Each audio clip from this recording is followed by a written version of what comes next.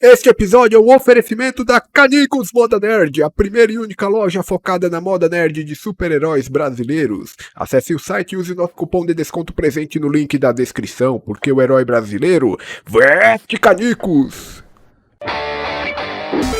Spidercast, O podcast de cultura geek.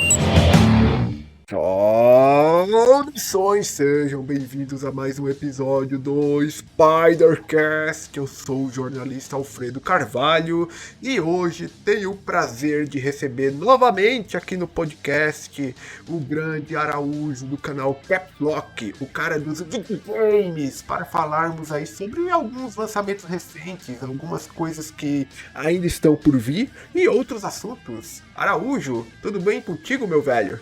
Ei, segunda vez aqui, a nós. Muito obrigado pelo retorno, meu camarada. Obrigado mesmo pela paciência em esperar os planetas se alinharem para eu poder estar aqui contigo. Não, tamo junto, um grande prazer receber você aqui, eu gosto muito do seu trabalho e eu contar aqui pra ti que no Spidercast, no dia que gravamos isso aqui, estamos atualmente com 130, pouco mais de 130 episódios publicados e o seu episódio, de acordo com os dados do Spotify, está no top 3 dos mais assistidos. Caramba, muito obrigado ao público, então. Nossa, porque eu vejo quando você posta episódio novo e não apenas você tem uma frequência grande com o Spidercast, mas as pessoas que comparecem aqui não é qualquer um, não. Tem nomes da indústria nacional e uma galera de peso que comparece. Então, isso é um tremendo elogio. Muito obrigado ao público pelo apoio. Eles gostaram demais do episódio, até porque eu acho que temos um foco muito grande em games aqui, né, cara? Uhum. E você é uma pessoa que entende muito do assunto. Justamente por isso eu te chamei aqui hoje, né? Pra gente falar de algumas coisas. Esse ano tá sendo um ano muito bom pra videogames em geral, cara. A gente já saiu muita coisa boa e ainda tem muita coisa boa pra sair. Sim, é uma coisa que, tipo, eu sempre me pego muito observando... eu gosto de não apenas observar a indústria, mas eu acho que tem um valor forte em observar o comportamento do público também, porque a indústria se constrói ao redor do público e aquilo que o público permite. Então eu sempre gosto de lembrar as pessoas do quão bom é a vida agora para quem curte videogames, porque é muito fácil se perder na negatividade. E você vê o pessoal reclamando, essa geração nem começou ainda, só tem jogo caro, só tem jogo indie, só tem jogo repetido, só tem continuação. Fala, não, dá um passo para trás, olha o campo mais aberto. Mesmo que tenha algo que não é para você, tem algo bom para todo mundo. Sabe, agora mesmo, nesse período que a gente tá agora, você gosta de Final Fantasy, acabou de sair um ótimo. Você não gosta de jogo de luta, mas você pode ficar feliz porque Street Fighter 6 é um ótimo jogo de luta, que vai influenciar os próximos que virão. E você tem daqui a pouco você tem Armored Core 6 chegando no cenário brasileiro e no mundial para revigorar toda um subgênero de fãs de mecha. E logo daqui a pouco você vai ter o Front Mission 2 e 3 sendo lançado para todas as plataformas, alguns dos melhores RPGs de todos os tempos. Então você tem uma gama enorme de indies minúsculos e simples, mas que tem muito impacto e paixão por trás. É um momento incrível para todos. Não importa se você joga em qualquer plataforma e com qualquer orçamento para jogar. Existe alguma coisa boa para qualquer um. Ninguém precisa se conter com menos. Todo mundo tá com um prato cheio agora. Então é um momento de celebração.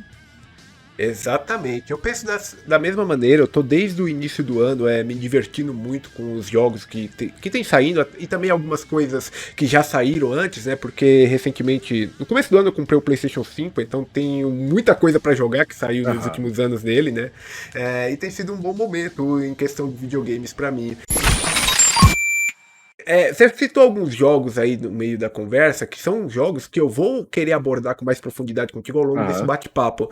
Mas antes da gente começar, Temos aqui aquele ritual padrão que você sabe muito bem, da última vez que você participou aqui, que é a nossa indicação nerd, porque quem nos acompanha, né, é uma galera muito sedenta por conhecimento, eles querem aumentar seu portfólio, e da última vez eu lembro que você falou que você estava lendo coisas ruins para fazer um vídeo sobre um Sim. livro ruim. Dessa vez você tem alguma coisa interessante, pode ser livros, games, filmes, qualquer coisa que você queira indicar pro pessoal aí que nos escuta? Eu vou aproveitar então e, saindo do campo dos games, eu vou deixar duas indicações recentes, um livro e um anime, porque também Boa. são dois momentos úteis e bacanas para esse. Para quem está nos escutando, eu recentemente tive a oportunidade de ler um livro que me levou para um novo subgênero que eu não conhecia, e isso são de autores de fantasia asiáticos que começaram a serem traduzidos para o Brasil. E recentemente eu li um livro chamado A Guerra da Papoula. É uma história de fantasia medieval com matemática chinesa e fantástica, mas é escrito por uma autora chinesa, se não me falha a memória, mas uma autora asiática. E eu percebi que tem todo, não apenas ela é uma autora prolífera, que já lançou vários livros, ela é uma autora que tem uma pegada muito forte e pesada de temas que eu gosto.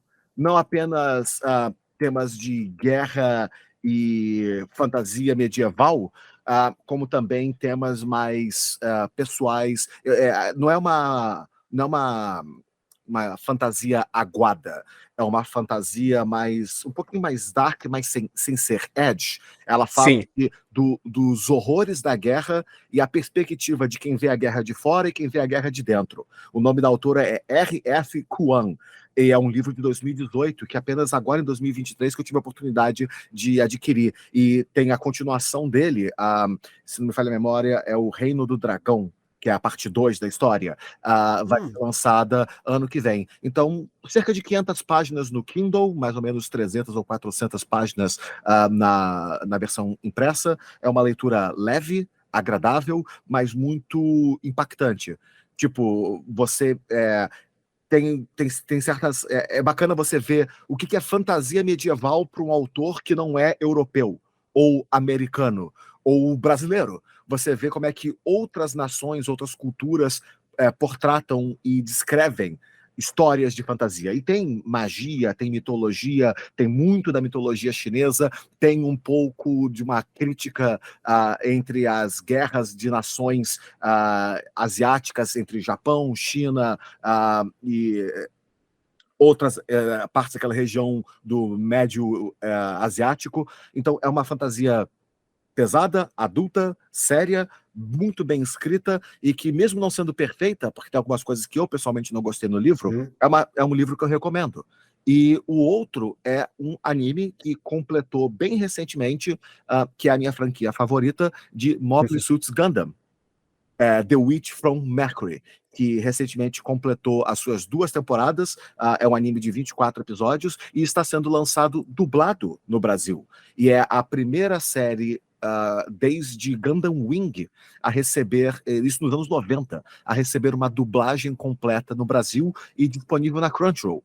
E não apenas é um anime de Gundam, que é uma franquia de mais de 40 anos, começou nos anos 80 no Japão, e é a maior franquia de anime de todos os tempos em impacto de mídia e volume de produto, superando até mesmo o Dragon Ball e o One Piece, mas é um universo de múltiplas histórias. E essa história mais recente é uma boa história humana e pessoal.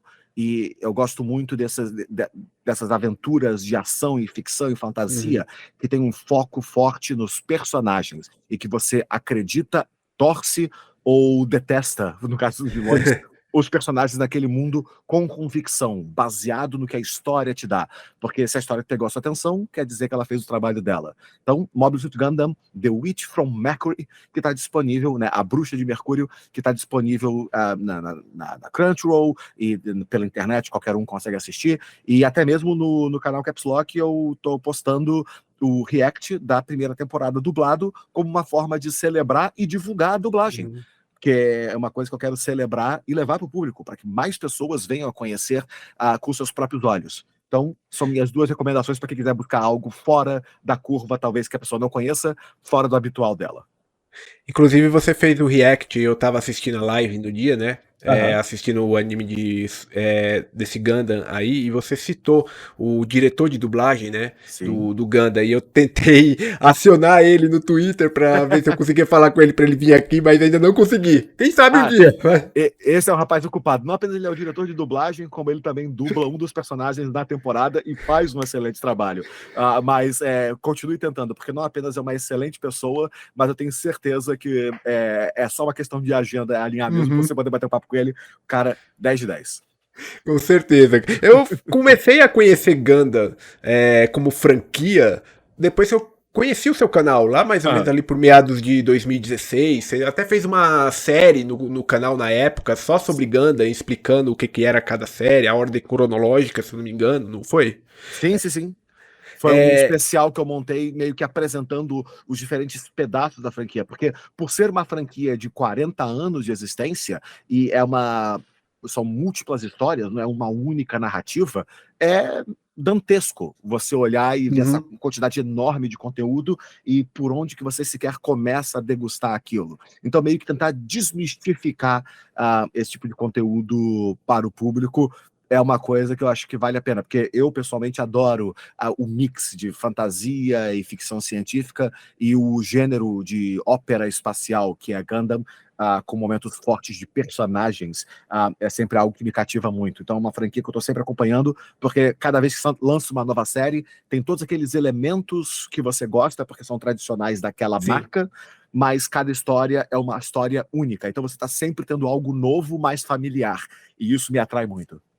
E eu lembro que eu tinha uma certa curiosidade, porque na minha adolescência, ali no começo dos anos 2000, eu fui muito fã da banda Linkin Park, né? Aham. E um dos álbuns do Linkin Park, que era na verdade um álbum de remix deles, né? Aham. A capa do álbum é uma referência a Gundam. Sim, Não sei é se uma você já viu. referência a Gundam Wing, e não apenas isso. A banda, né, os membros da banda Linkin Park, eles eram fãs de Gundam. Tanto que eles têm uma parceria por volta dos anos 90, se eu não me engano. Não, perdão, foi em 2010, em que no Japão foi lançado para um álbum de Linkin Park, que eu me esqueço qual é o nome, foi um dos últimos álbuns. Existe um model kit de Gundam, que é edição limitada da banda Linkin Park, com as cores do álbum. Então, Sim, os caras são tão fãs que até eles tiveram uma parceria comercial a ponto de estar aqui o Mobile Suit Gundam tematizado com as cores do álbum da banda, para celebrar o lançamento do álbum. eu acho que esse álbum que você tá falando é o A Thousand Suns, que é o álbum de 2010 que eles lançaram. Que foi depois do Meteora, se eu não me engano. Que o Meteora que todo mundo conhece. Eu acho que o A Thousand Suns foi o seguinte. Então Não, pode ser isso mesmo. Ou foi antes? antes dele, depois do Meteora veio o Minutes to Midnight, e aí depois Isso. veio esse aí. Que foi um dos últimos, ou o último, se eu não me engano. Foi o. Na verdade, depois eles ainda lançaram mais dois. Mais Teve dois? um. Nossa. E pouco antes da morte do Chester, eles tinham Aham. acabado de lançar um. Tanto que ficou uma música, ficou meio que guardada até ano passado, se eu não me engano. Que eles Foi. liberaram um single extra, que era a última música que o Chester cantou. Isso, cara. Mas, tipo, eles lançaram bastante álbuns. É porque realmente eles se popularizaram mais ou menos naquela época, lá começo dos anos 2000, né? Com o Hybrid Theory e o Meteora. Sim, e é o símbolo dessa época, de 2000 a 2010, era, Sim. né, Linkin Park, Limp Bizkit, que era, e Korn também, que era a música da nossa juventude. Evanescence também. Inclusive, você assistiu Demolidor esses dias, que tem a Sim, trilha sonora do Evanescence. exatamente. Era tudo eu naquela época, cara. Era o meu estilo. Era o nosso estilo, porque, né, é a era antes do Spotify, então quando uma banda ou um álbum viralizava, ele viralizava de verdade, porque Sim. todo mundo escutava aquilo. Você é um cara muito criativo com as suas produções no canal, né? Tem alguma coisa que você já deixou de fazer, seja por conta de alguma limitação, ou até mesmo alguma questão financeira ou questão física? Oh, várias. Eu essencialmente tive que abrir mão de muito do meu lado criativo, porque, né, como eu disse né, anteriormente, no meu canal e em vários outros lugares, eu tenho uma profissão, né, uma carreira fora do YouTube, e Sim. eu trabalho embarcado na indústria offshore do Rio de Janeiro. Então, atualmente, eu faço uma escala de embarque em que eu passo 28 dias fora de casa e 28 dias em casa. Então, quando eu estou 28 dias num navio trabalhando, não dá para produzir conteúdo. Então, eu sou obrigado a ficar muito de fora da onda do momento. Eu não tenho como produzir. E quando eu estou em casa, eu não posso apenas me dedicar à produção de Uhum. conteúdo. Eu tenho a minha vida, eu tenho a minha família, eu tenho os meus amigos e eu tenho a produção de conteúdo. Então, para existir um equilíbrio saudável de vida, a gente tem que abrir de mão de muitas coisas. Então, o fato de que hoje eu faço menos sketches e histórias dos meus vídeos é por Uhum. causa disso. Eu tinha projetos enormes, eu queria fazer mais colaborações com amigos, eu queria poder viajar para gravar conteúdo com amigos, mas é apenas a vida como ela nos impede de ir muito além do que o que eu possuo hoje. Então, foi mais uma questão de humildade pessoal, de ter que olhar e admitir qual era a minha realidade e aceitar que eu tinha que focar naquilo que eu poderia fazer bem feito. Que, no meu caso, a coisa mais fácil de fazer, que eu posso fazer bem feita, é focar nos meus roteiros. Então eu foquei em melhorar a minha escrita.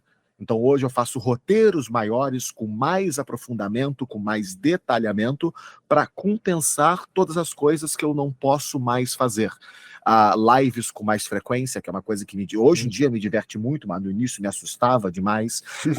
Tentar abrir mão de construir uma narrativa secundária interconectada através de múltiplos vídeos, que é uma coisa que eu gostaria muito de poder fazer, mas a vida não permite que eu faça, e tentar fazer mais conteúdo, não que ele seja um conteúdo mais fácil, mas um conteúdo mais simples de fazer. Então, havia muito preconceito do público em relação a conteúdo para vídeos oriundo de live streams. Sim. Então, a forma como eu tentei compensar isso é que eu tento fazer um conteúdo em live stream que seja mais próximo de um show. A live é meu palco. Então, o vídeo versus game virou isso, em que não é apenas abrir uma live e assistir filme com a galera. Ele tenta fazer todo um show e fazer Uhum. brincadeira e extrapolar os sentimentos em frente à câmera e andar e pular e gesticular e bota uma roda para sortear filmes e bota o público para votar, como uma forma de gerar um conteúdo que traduza para um vídeo do YouTube. É a mesma coisa com os Scrub Lords. Quando eu comecei, né, eu queria me dedicar mais a jogos de luta. Então, como é que eu faço isso sem ser um conteúdo chato? Porque quem gosta de jogos de luta gosta de ver competência. E eu não tenho competência porque eu não sou bom em jogos de luta. Mas ao Eu mesmo tempo também. eu vejo. Você sabe do que é esse sentimento. E eu vejo muita gente que olha para jogos de luta e tem medo de aprender eles, ou receio de interagir com eles, porque não tem aquela habilidade, aquela destreza. Uhum. Então foi aquele negócio, vou tentar construir um conteúdo mais pessoal em que eu possa alcançar essa pessoa e mostrar para ela, olha, eu consigo. Se eu consigo, você também consegue. Então virou um conteúdo mais inspiratório, né? Tentando induzir as pessoas a sair dos seus preconceitos e aprender coisas novas. Então é isso que eu estou tentando fazer hoje. Eu estou tentando ir ao vivo para tentar fazer um conteúdo que me permita trazer essa minha criatividade pro YouTube também, para tentar fazer uma ponte e compensar os pontos fracos dos quais, infelizmente, a vida não me permite fazer tudo que eu gostaria de fazer, todos os collabs que eu gostaria de fazer, todas as viagens que eu gostaria de fazer, mas aos pouquinhos a gente tenta aprender um novo palco para tentar servir ao público. Exatamente. Inclusive, o Vídeo versus Games é um dos meus quadros favoritos do canal. Eu adoro, e principalmente adoro assistir as lives quando é ao vivo, mas também gosto dos vídeos. Mas eu acho muito legal a proposta, acho legal os filmes. Às vezes eu fico torcendo pra cair certos filmes. O do Demolidor era um que eu queria muito ver, aquele do Mortal Kombat, a animação. Eu tava louco pra ver você reagir a ela, porque eu assisti muito aquilo quando eu era moleque, né? Quando eu era moleque, eu não tinha noção de que aquilo era uma porcaria. Então, tipo, o fato de ser Mortal Kombat, já tava feliz. Então eu assistia todo dia. Hoje eu vejo aquilo e falo, meu Deus, como isso foi mal feito pra época. Principalmente com alguns aspectos. Eu vejo aquilo hoje, eu falo, transformar o Mortal Kombat em Power Rangers. Porque é basicamente a lógica de Power Rangers ali. Os caras têm comunicadores, têm uma base secreta, são enviados pra missão. É É uma um coisa muito grupinho louca. fechado de heróis, tem sempre uma lição de moral pra criança no final, ouvido de Mortal Kombat. É uma coisa. E, tipo, a graça do vídeo versus game pra mim hoje é porque, por eu ter um certo volume de conhecimento e saber aonde pesquisar, eu encontrei esse fosso quase infinito.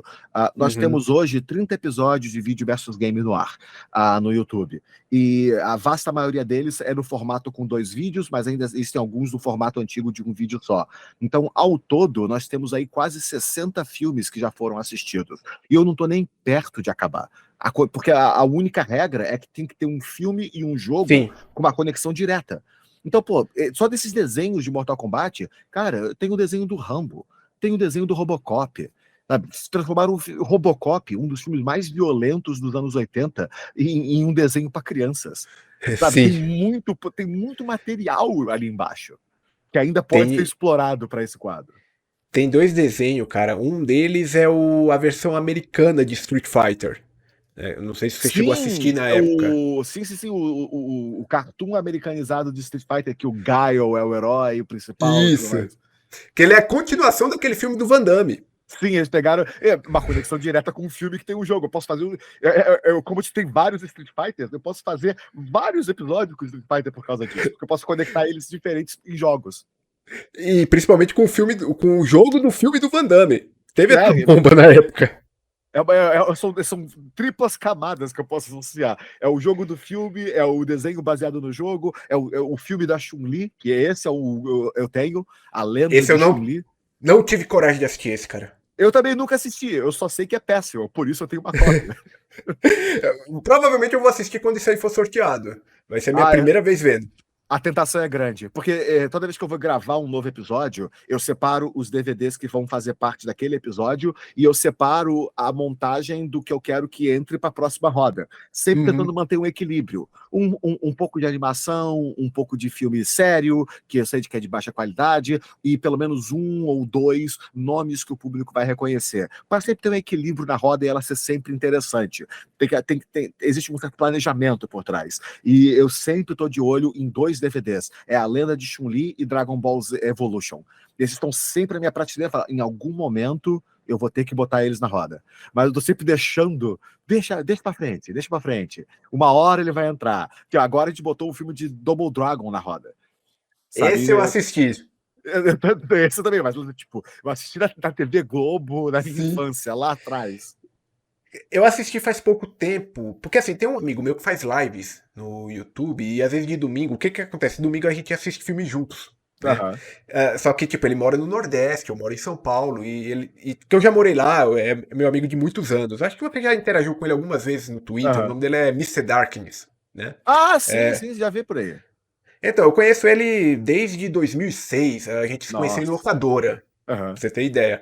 E aí, antes da pandemia, a gente encontrou uma maneira de assistir filme junto online, né? Um programa que faz uma sincronia e a gente consegue, tipo, pausar na hora que a gente quer, assistir na hora que a gente quer. E a gente assistiu muito isso até que um certo momento ele falou: Ah, acho que eu vou. Agora eu boto fazer nesses domingos que a gente passa o dia inteiro assistindo filme, eu vou fazer isso ao vivo com a galera, né? Aham. Pra gente interagir. E aí eu participo junto com ele.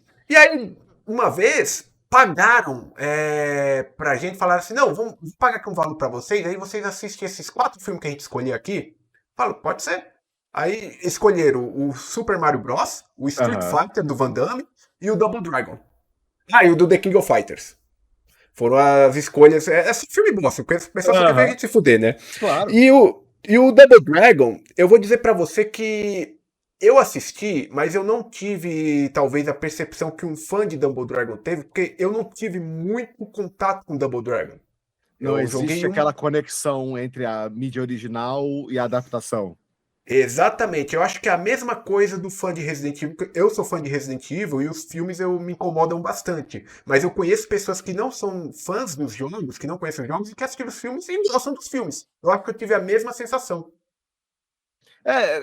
A grande pegada é porque muitas vezes também o pessoal me pede para botar o conteúdo de Resident Evil no vídeo versus game. A única resistência que eu tenho é porque às vezes o público tem o pedido do sentido assiste isso aqui porque é muito ruim. Então já vem com um Uhum. bias pré-conectado ao conteúdo. E as pessoas esquecem essa conexão. Por que tanta gente gosta dos filmes de Resident Evil? Porque elas assistem aquilo como um filme de ação e terror bobão que é para se divertir, não como uma adaptação de uma das franquias mais Exato. populares de todos os tempos. As pessoas têm uma desassociação, e isso permite elas aproveitarem os filmes. E quando você não tem essa desassociação, você está constantemente contrastando e comparando. E isso vai colorir a sua percepção daquele conteúdo automaticamente. Exatamente, a mesma coisa. Quando a gente assistiu The King of Fighters, por exemplo, tipo, não desceu pra mim que o Kyo usa uma espada. Pois quando você está fazendo o filme do jogo The King of Fighters, e não é apenas que eles tentaram adaptar o jogo, ou a história do jogo, ou apenas o mundo do jogo, e fizeram mal feito. É porque se você trocasse o nome do filme por outro nome qualquer, ninguém saberia a diferença. Então, não apenas é um filme ruim de ação e artes marciais, porque tem atores ali que não sabem artes marciais e aparentemente estão ali Uhum. lutando, e a coreografia é péssima, mas ainda tem essa marca associada que é maior do que o filme em si. Então fica muito gritante a baixa qualidade. O nome foi utilizado só para atrair pessoas, e se fosse qualquer outro nome, ninguém nem falaria do filme. Inclusive, eu acho que já teve um vídeo versus games de The King of Fighters, ou não, tô enganado. Sim, sim, teve. A gente assistiu o filme de The King of Fighters e o primeiro filme de Tekken também, que passa pelo mesmo problema. Uhum. Primeiro, o Tekken ainda é um pouco melhor que The King of Fighters, É pelo porque ele menos o tentou ficar primeiro. mais próximo. Ele é besta, mas ele tentou ficar próximo das primeiras histórias do universo de Tekken. Então é um filme besta de ação ruim, mas ele ainda é mais fiel ao que Tekken é, um jogo de luta, do que o de King of Fighters, que tentou fazer algo completamente diferente, onde não precisava e não deu certo. Você está ouvindo Spidercast,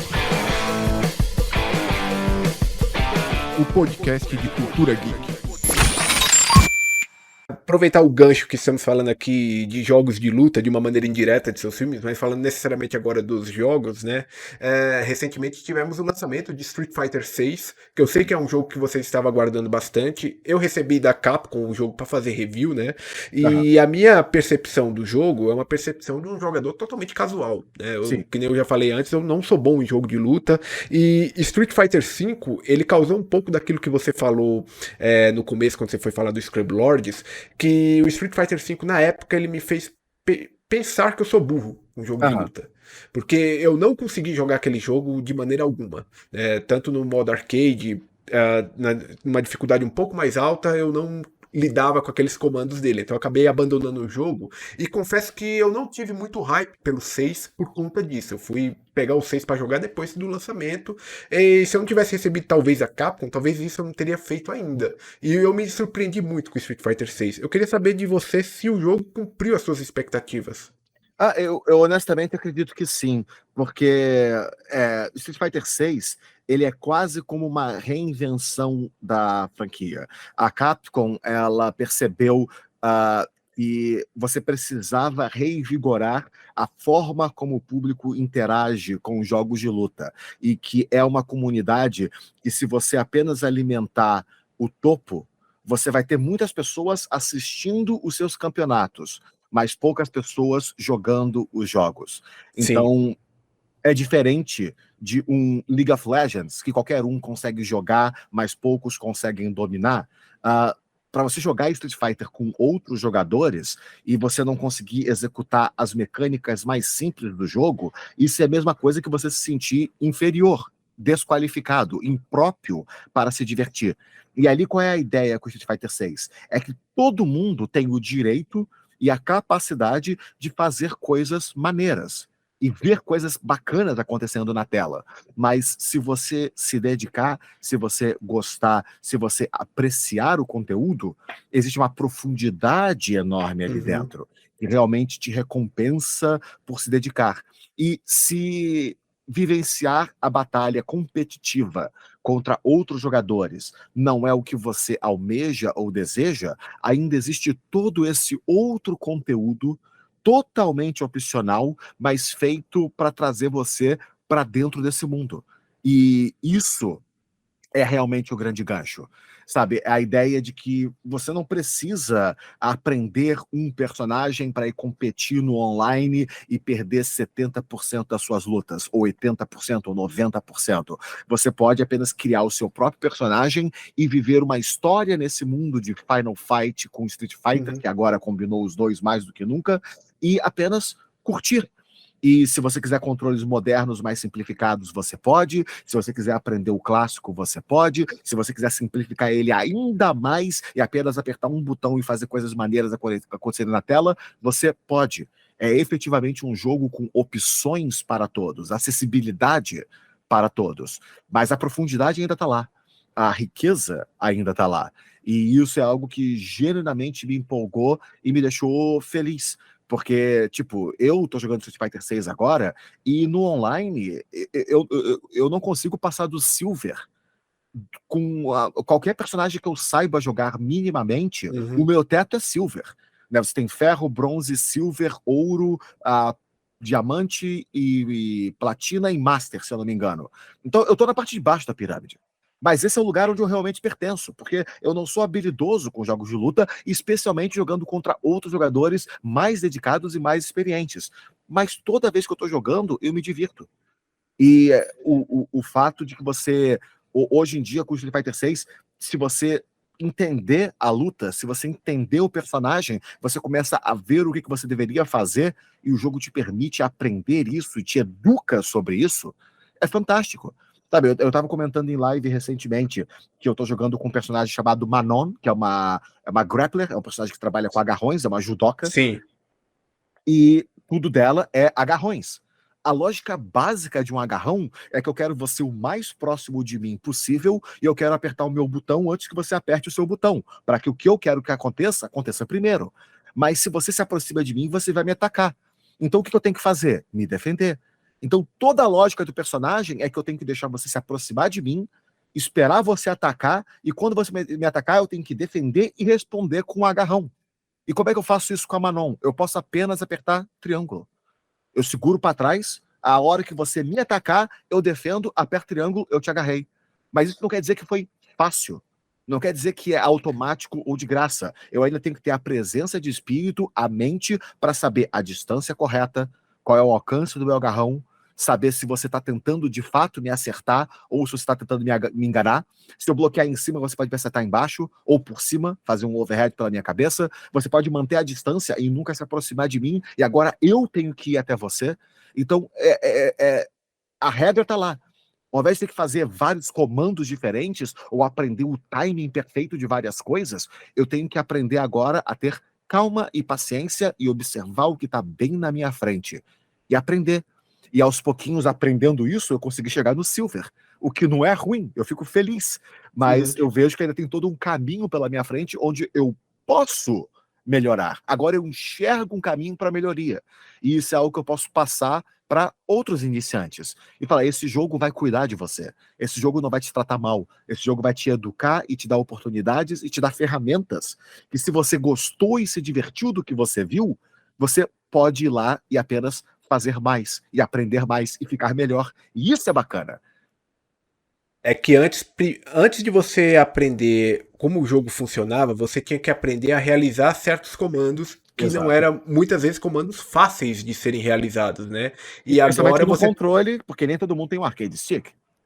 Eu não tenho. E, pra Exatamente. falar a verdade, eu até tenho um pouco de receio de zoar o DualSense do PS5, né? Porque Aham. eu encontro muitos relatos de que é um controle muito sensível, que Sim. apresenta problema de drift com facilidade, né? Então, e é um controle caro também, né? Então Extremamente também caro. E aí eu tenho um pouco de receio nisso. Então, quando você tem um controle simplificado, você tem um atalho, que aí agora você precisa aprender as outras coisas, que é o que realmente importa. Sim. Agora você tem que aprender, não é apenas uma questão de como que eu faço esse comando, mas sim quando eu tenho que Quando fazer esse comando. E isso faz toda a diferença. eu finalmente consegui me divertir jogando de Gaio, que é um personagem que eu sempre Nossa. admirei, mas eu nunca consegui fazer nada com ele nos outros Aham. jogos, porque os comandos deles eram uns comandos, é um tipo de comando que eu não gosto, que é aquele negócio de segure pra trás por alguns segundos e depois vai pra frente. Eu nunca É o que lidei o bem com pessoal esse chama tipo. de charge character. É um personagem de carga, porque você tem que segurar o botão para carregar o especial. E agora com Gaio Street Fighter 6, eu aperto um botão e faço. O que Exato. tornou ele na mão dos profissionais, agora ele é muito mais perigoso. Porque quem sabe usar ele muito bem. Mas isso é para o pessoal que vai para campeonato. Não é para gente que está apenas querendo fazer um flash kick na hora certa. Tipo, isso aí é pra gente que quer se divertir, sei lá, no modo arcade, que eu também não sou muito de online, Sim. eu não peguei essa época do online quando ela estourou, e depois quando eu tive acesso a videogames com esse tipo de funcionalidade, eu acabei não lidando muito, até hoje, né, eu nunca fui de jogar muito jogo online, mas Aham. eu gosto bastante de pegar o modo arcade de um jogo e destrinchar ele, jogar ele, me divertir, e eu acho que nisso Street Fighter 6 ele me satisfez bastante.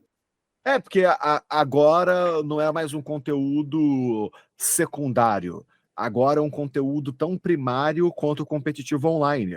Você pode perfeitamente comprar Street Fighter 6 e jogar totalmente single player offline e você não vai perder conteúdo. Porque tem tanto conteúdo lá que você é o suficiente para satisfazer. Você tem todo o modo história que, para fazer 100% dele, as pessoas estão reportando. Eu não zerei o World Tour Mode ainda, mas são mais de 50 horas de conteúdo se você fizer todas as quests. É enorme. Fora todo o Arcade Mode. Fora os modos de minigame, como o Extreme Battle. E tudo isso ainda considerando que você pode apenas entregar um controle na mão de uma outra pessoa e brincar e se divertir. E você pode jogar no clássico se você se sente confortável, mas aquele seu sobrinho mais novo, você pode colocar ele no normal ou no easy mode, e ele também vai poder fazer supers especiais e Hadoukens e tudo mais, e se divertir. Eu confesso pra você que o World Tour ele não me pegou, cara. Ah, é completamente o conteúdo que é 880, sabe? Que ele é feito para um público que quer viver naquele mundo de Street Fighter. E Uhum. se isso não atrai a pessoa, de fato, tipo, não é um conteúdo super, ultra, mega revolucionário. É o mais Sim. básico mundo aberto que você pode imaginar para um jogo de Uhum. luta. É quase como um MMO de Final Fight, só que single player. Eu confesso pra ti, cara, que eu comecei a jogar ele e, sei lá, não engrenou pra mim. Eu achei muito devagar, né? Sim. E acabei deixando ele de lado. Fui jogar o arcade mesmo, que ali sim realmente eu tive uma diversão. Mas o World Tour, eu entendo quem tá gostando dele. Eu acho que é um modo interessante. Eu acho legal que a franquia tá seguindo por esse caminho, mas ainda não é o modo história que me diverte um jogo de luta. Ao contrário, por exemplo, de Mortal Kombat e Injustice. O modo história desses jogos, pra mim, são incríveis. Ah, eu pessoalmente, eu não sou particularmente fã do gameplay de Injustice e Mortal Kombat.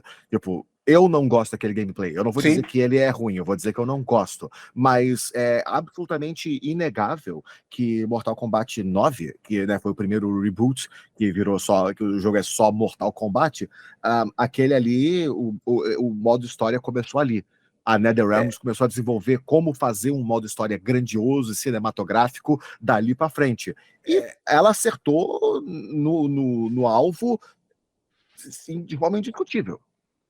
Sim, eu acho que antes do Mortal Kombat 9, ela já tinha acertado um jogo que é muito odiado pela galera, mas que Ah, já tinha essa estrutura, que era aquele Mortal Kombat versus DC. sim, sim. Eu pessoalmente nunca. Eu conheço, né? Porque o pessoal Eu fala nunca mal joguei do também. jogo. O pessoal tem várias reclamações sobre aquele jogo, mas você já vê ali a tentativa de não ser apenas um jogo versus, mas tipo, vamos contar uma história nesse mundo. E agora eu tô com um pouquinho de receio, porque assim, vai sair o Mortal Kombat 1 agora. Sim. E o modo história dele, eu vi uma acho que foi o próprio Ed Boon que falou isso aí, que disse que vai ser uma coisa. Não foi revolucionária que ele utilizou, mas ele falou: esperem por algo muito surpreendente, uma nova maneira de jogar Mortal Kombat. Eu não sei você, esse tipo de anúncio sempre me preocupa, cara. Eu sempre me preocupo com essas novas maneiras, porque muitas vezes, aí tem exemplos aí de muitas vezes dá errado. Mas eu espero É, que não seja o caso. você tem que considerar que o Ed Boon, em particular, ele é meio falastrão. E, tipo, ele sabe que quanto mais ele fala, mais artigos são criados e mais matérias são feitas sobre os Uhum. jogos e os produtos dele. Ele é um showman, ele tá ali para desenvolver a mídia em volta da marca que ele quer vender. Não é à toa que ele fica fazendo teaser de tudo no Twitter ao longo de múltiplos anos, o tempo todo, sobre qualquer projeto que ele está trabalhando, que é uma forma de manter a conversa desenvolvendo. Mas também é fato de que hoje, no cenário de jogos de luta, você tem todos os jogos de luta criados no lado asiático do mundo, por assim dizer, Uhum. e do lado de cá do mundo, é só Mortal Kombat mesmo. É o jogo de luta americano.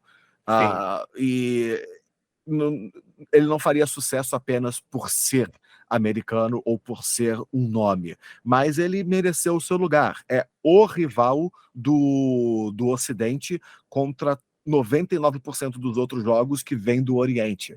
E é mérito, tipo, são méritos merecidos. Ele pode falar do jogo dele, tentar vender a ideia de um jogo surpreendente e tudo mais, mas é aquela parada. O Mortal Kombat 1 ele é um jogo de 1 contra 1 com assists.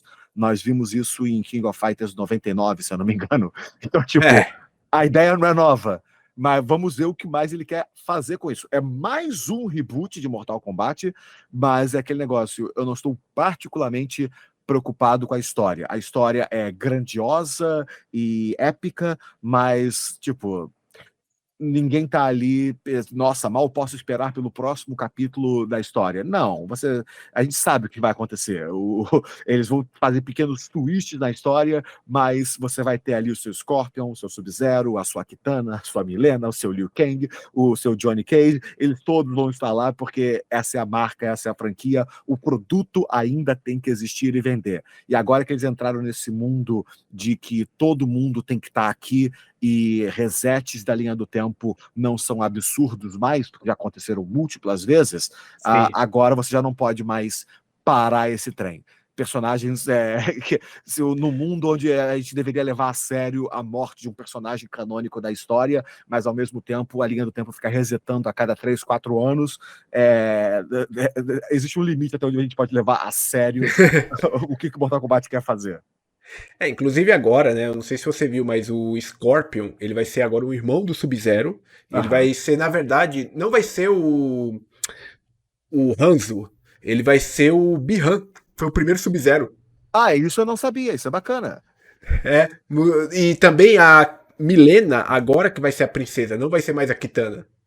Então existem algumas inversões de papéis na história, o que é divertido, sabe? Já que você tem esse universo que você pode modelar, por que não criar novas ideias para a narrativa? Pelo menos esse é um passo numa direção melhor do que apenas Pelo fazer que, o mesmo de novo.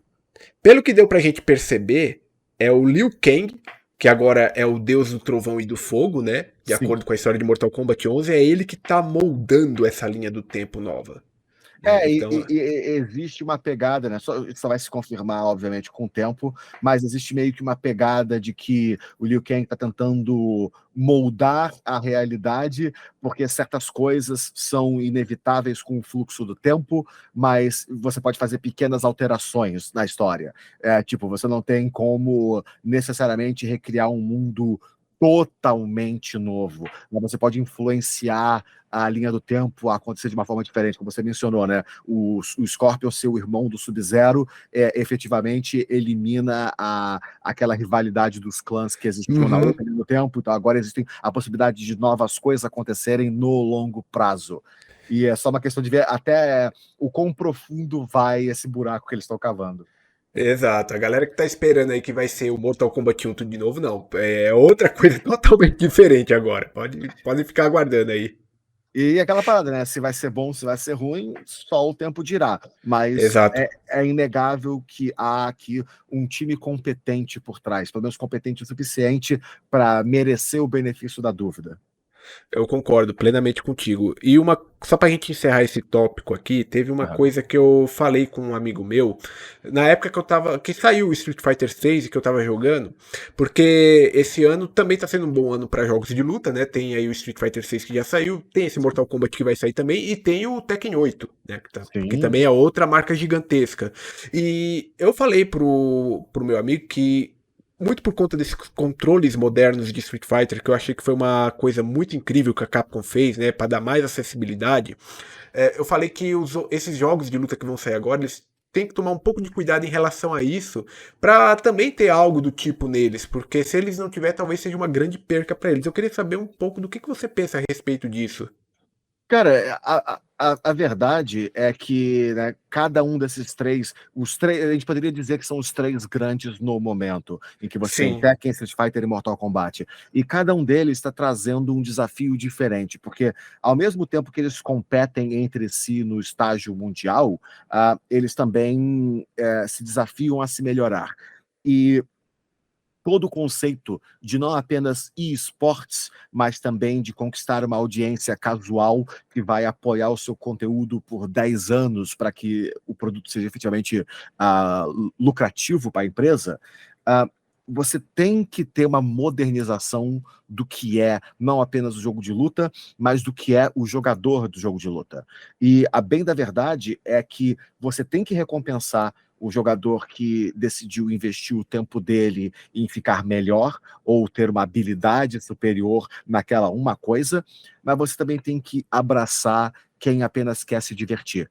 E eu absolutamente concordo que existe uma obrigatoriedade de que os jogos aceitem jogadores novos e facilite o acesso às melhores partes do jogo. Não simplificando ela, mas permitindo que elas sejam mais simples. O acesso não é uma sim. substituição, é abrir novos caminhos. O design de como um jogo de luta deve ser feito e criado precisa evoluir. E o motivo pelo qual ele precisa evoluir é extremamente simples. Nós vivemos numa era informatizada em que as pessoas jogam jogos pela primeira vez ao vivo.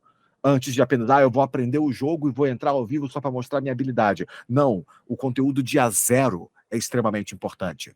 Então você tem que ter o espetáculo, a receptividade e a acessibilidade, porque isso faz o público comprar. Isso traz o público cativo. Então, as empresas que souberem fazer isso, elas vão sobreviver. E aquelas que se recusarem a fazer isso, elas vão morrer. Nós vimos isso acontecer com o Rollback Netcode, que o Japão Sim, se recusava a abraçar de toda e qualquer forma, porque no Japão isso nunca foi um problema. É um país de massa de território menor, mas com uma internet super bem desenvolvida, estável e acessível. Então, lá não tem lag. E lá é a casa dos jogos de luta. Então tem sempre gente jogando. E quem não está jogando em casa num console online está nos arcades que ainda são populares e comuns por lá. Então por que eles iam se preocupar com rollback netcode ou se a conexão entre a Europa e a América Latina é boa? Eles não se preocuparam com isso. Até ficar comprovado que o rollback netcode em jogos de luta aumentava vendas e garantia a sobrevida do produto. E agora todo mundo tem, e todos os grandes jogos fizeram trailers para anunciar que tinham rollback netcode. E é isso que a pessoa tem que ter perspectiva. Empresas é, gigantescas estão fazendo trailers para anunciar um novo sistema de conexão online para jogo de luta. Um feature de background está ganhando trailers. Não é um personagem, não é um Season Pass, não é uma promoção, é uma opção de qualidade de vida. De tão importante que ela é, de tão impactante que ela se tornou. E a acessibilidade também está sendo isso. Outro exemplo é o jogo de luta de League of Legends.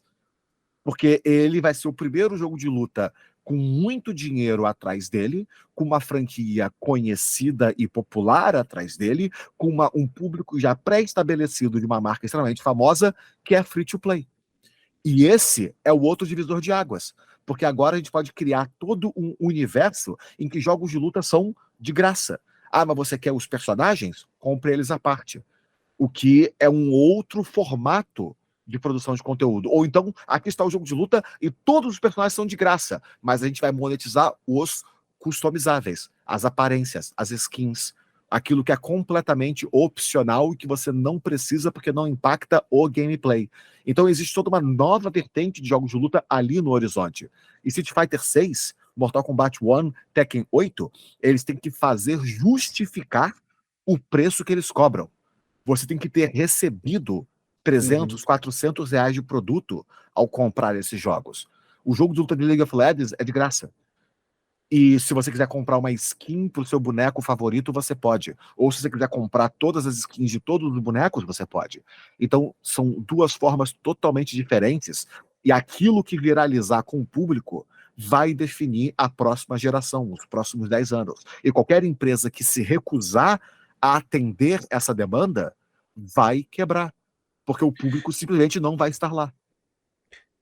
Isso que você falou me lembrou aqui algo que aconteceu com o Killer Instinct, o último que Sim. saiu, que inclusive você fez um Scrub Lord dele na época e até teve uma certa dificuldade ali no final, né? Total. E assim, esse é um jogo que se você pegar hoje, você jogou ele, você viu, é um ótimo jogo de luta, né? Ótimo. Mas ele na época, talvez por algumas questões de problemas, até porque ele foi um jogo prometido para o lançamento do Xbox One, e isso causou uma pressa para o desenvolvimento dele, né? Aham. Quando esse jogo saiu, na época, eu joguei ele naquela época, ele era um jogo totalmente diferente. E ele Sim. tinha uma ideia muito parecida com isso que você falou. Porque, basicamente, ele era um jogo que estava gratuito na Xbox Live, você baixava ele no console, só que você só tinha acesso a um personagem. No caso, esse um personagem gratuito, ele ia variando com Ele trocava acho cada que semana. isso, a cada semana ele trocava esse personagem. E foi uma ideia que, assim, ele saiu muito incompleto também. Ele não tinha, acho que nem modo arcade, ele só tinha modo treino e modo online, alguma coisa do tipo. Sim. E com o tempo é que ele foi melhorando, né? Só que, claro, às vezes a primeira impressão é a que fica, né? Então acabou que não deu muito certo. E o jogo hoje é um jogo ótimo, mas não é um jogo muito visto pela galera. E, assim, tipo, tinha um pouco dessa ideia de ser um jogo free to player. Naquele tempo eles já estavam tentando assim, só que eu acho que a execução ficou mal feita. O que aconteceu ali é que, tipo, é importante notar, Killer Instinct, até hoje, tem uma cena online viva e forte. Em Sim. 2023, se você tentar jogar esse jogo online, você vai achar pessoas jogando. E isso é incrível.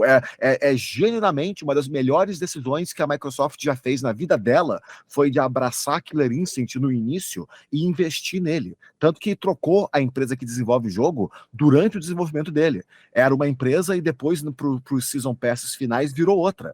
E houve investimento por trás. Mas uma das coisas mais burras que a Microsoft já fez foi abrir mão de Killer Instinct. Porque esse poderia ser o outro jogo de luta, o objetivo rival de um Mortal Kombat das vidas no cenário seria Killer Instinct, que poderia estar ali no mercado mundial, efetivamente cativando as pessoas com torneios e com um conteúdo novo, e poderia ter sido lançado também para o lançamento do Xbox Series X, poderia ser um carro-chefe para jogos em 60 frames, em 4K, porque é relativamente mais simples de produzir isso num jogo de luta, em que você tem um maior controle sobre o que está na câmera o tempo todo, do que num jogo de mundo aberto, por exemplo. Existia um caminho para ser feito isso. É uma marca muito adorada. Até hoje, as pessoas desejam que aquele jogo tenha uma continuação. Eu ficaria muito feliz se esse jogo tivesse uma continuação, Também. mesmo se ele fosse exclusivo do Xbox. E aí pega justamente nas burrices que a Microsoft está fazendo em gerenciar a sua marca. Esse é um dos maiores pecados, em que ela foi correndo para comprar a Bethesda para ter o seu jogo, o seu Fallout do espacial, mas ela já tinha um troço gigantesco como Killer Instinct guardado dentro de casa, em que ela poderia apenas elevar e investir naquilo, mas ela deixou minguar, sabe? Ela comprou Baldur's Gate, com a marca Baldur's Gate para lançar o Baldur's Gate 3, que virou um multiplataforma, mas Killer Instinct ela deixou para trás. E esse para mim, foi um dos maiores erros da geração inteira da Microsoft. Se ela tivesse investido num Killer Instinct 2, ela teria, primeiro de tudo, ela teria dominado Street Fighter V, porque Street Fighter V lançou num estado deprimente. Sim. E demorou anos para aquele jogo ganhar tração de novo. E ele terminou num estado que era considerado meramente ok. E Killer Instinct podia ter dominado Street Fighter durante a geração em que ele foi lançado. De tão forte que era a marca e a apresentação. A Microsoft tinha dinheiro, tinha capacidade, tinha expertise para fazer isso e abrir mão dessa vitória gratuita. Ela podia ter rivalizado com Injustice 2, ela podia ter rivalizado com Mortal Kombat 11, que foi um divisor, nem todo mundo gostou. Ela poderia ter estado ali na ponta da lança para um rollback netcode, para jogos, para a comunidade online mundial. Ela tinha tudo isso na mão e ela deixou passar. Esse, sem sombra de dúvida nenhuma, foi um dos maiores pecados que a Microsoft cometeu, e está sendo provado agora, com Street Fighter 6 e Tekken 8 e Mortal Kombat 1 e todos os outros jogos menores, né, entre aspas, com Guilty Gear Strive, e até mesmo Skullgirls ainda tem uma comunidade ativa até hoje. Dragon Ball Fighters também. Qual? Desculpa? O Dragon Ball Fighters. Dragon Ball Fighters, absolutamente. Você vê que o Grand Blue Fantasy, todos esses jogos que cresceram e sobreviveram nesse ambiente. Pode não ser um grande fazedor de dinheiro, mas a moeda social que ele adquire, o poder que ele tem de ser uma máquina presente no universo dos jogos de luta é gigantesco. E a Microsoft deixou esse pecado para trás e, para mim, pelo menos, vai ser o exemplo número 1 de como que a Microsoft falhou com a marca Xbox, em abandonar produtos como o Killer Instinct para correr atrás de outros produtos que nunca iam dar para ela o retorno que um bom jogo de luta teria sido na hora que a Sony e a Capcom fraquejaram com o Street Fighter V fraco. Cara, a Microsoft, eu também faço uma crítica muito parecida com você, mas também de um aspecto geral, com a compra da Rare, né, que é a dona também do Killer Instinct, mas todas as franquias que a Rare tem, que são franquias que têm um nome muito forte, né, você tem ali Banjo-Kazooie, você tem Conkers, você tem Battletoads, você tem marcas aí que seriam suficientemente para, tipo, rivalizar com outras marcas, como a Nintendo da vida, por exemplo, com seus mascotes. E ela nunca aproveitou isso. É isso que me deixa muito puto. Eu lembro que lá em 2020, quando a Microsoft anunciou a compra da Bethesda, lá na época, eu até comentei quando ele veio aqui, o Carpenedo, ele comentou lá no Twitter que ele tinha um certo receio dessa compra, né? E aí eu comentei no Twitter dele, assim, eu falei, cara, quando a gente lembra da compra da Rare, a gente fica com uma certa preocupação. E aí veio, cara, nesse dia foi um inferno, porque veio... eu não tava acostumado com esse tipo de coisa nessa época, né? Veio fanboy de guerra de console, o dia inteiro me encheu o saco. Né?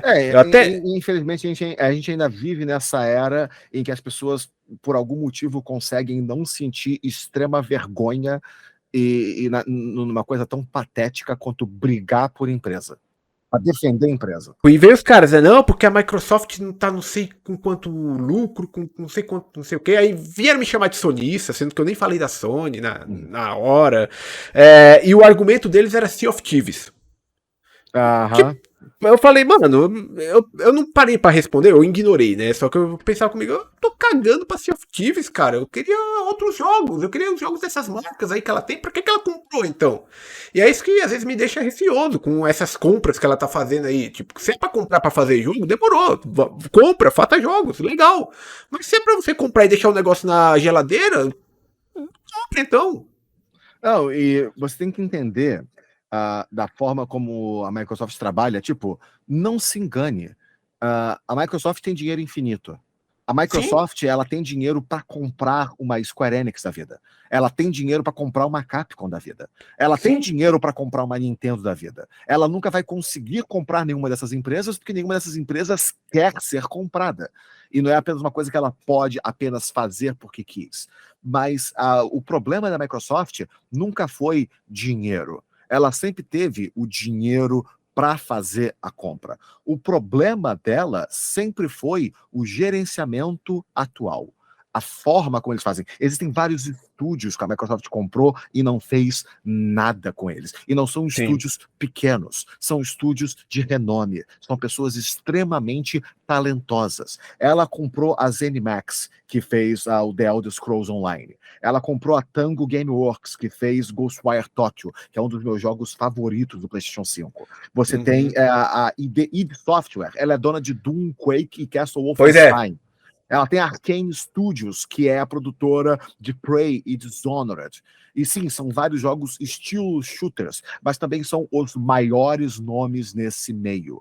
Ela Muito foi bons. atrás da Activision Blizzard, ela foi atrás da Mojang e conseguiu Minecraft. Então ela tem esses estúdios poderosíssimos, mas ela não faz nada com eles. Ela não dá Exato. liberdade para eles. Ela libera um Sea of Thieves. Ok, um jogo classe B do seu melhor dia. É o máximo que ela conseguiu desenvolver dessa linhagem. Mas as coisas boas que ela tinha na mão, ela deixou passar. Ela perdeu o seu Scalebound, ela perdeu uma cacetada de jogos que foram cancelados, alguns anunciados e que depois foram cancelados sem... Perfect Dark, cadê o Perfect Dark? Perfect Dark, que até agora não apareceu, sabe? Tem todo... Até mesmo pegando a ideia da briga imbecil por causa do Call of Duty, e você sabe que eles não se importam com o produto Call of Duty, eles só querem a marca Call of Duty, porque você tem ali a empresa número 1, a equipe, as pessoas, os seres humanos que produziram a maior e mais lucrativa e mais importante franquia de jogos de tiro em primeira pessoa de todos os tempos, Call of Duty. Você tem múltiplos times, múltiplas pessoas, centenas de anos acumulados de experiência, se você somar todo mundo. Você tem a indústria. Você poderia apenas virar para essas pessoas e falar: façam uma nova franquia. Criem um novo produto. Vocês têm 10 anos para fazer Call of Duty para todos os consoles, mas no background eu quero um projeto para uma nova franquia que será só nossa. E não fizeram isso. Sim. Deixaram essa bola cair. Isso é burrice. Isso é estupidez a nível gerencial. Deixar uma bola cair desse tamanho. Você ter a Rare e não fazer nada com ela. Você ter a Double Fine e não fazer nada com ela. Você ter a In Exile Entertainment, que desenvolveu RPGs famosíssimos. Você ter a Obsidian. Você ter o próprio Xbox Game Studios. Está fazendo o quê? Cara, Enquanto no você momento... qual é o grande projeto do Xbox Game Studio nos últimos 5 anos? Nada. E aí você tem o estúdio First Party da Sony lançando porrada atrás de porrada atrás de porrada. É claro que não vai dar tração. É a DC tentando competir com a Marvel, lançando o filme da Liga da Justiça no meio do ápice da Marvel fazendo 10 anos de Vingadores. É claro que não vai dar certo. Qualquer um com mínimo de decência vai enxergar isso. E só para deixar claro pra galera que tá escutando a gente, tanto eu e tanto o Araújo também, a gente fala disso com uma certa frustração e uma certa tristeza. A gente não tá comemorando aqui porque não é guerra de console. Eu tenho Xbox aqui também. Eu gosto muito do console, eu jogo com ele, eu me divirto. Eu acho o Game Pass incrível. Eu comprei um Xbox 360 com o objetivo explícito, propósito de colecionar alguns jogos que só existem nele porque eu queria. O negócio não é guerra de consoles. Eu fico incomodado porque enquanto a Microsoft for incompetente, a Sony fica complacente, porque ela não é desafiada, então a qualidade das coisas vão cair. E eu, como consumidor, vou sair prejudicado. Eu quero que todo mundo tenha acesso a melhores jogos e melhores produtos. Eu quero mais para todos, eu quero todo mundo com acesso a tudo.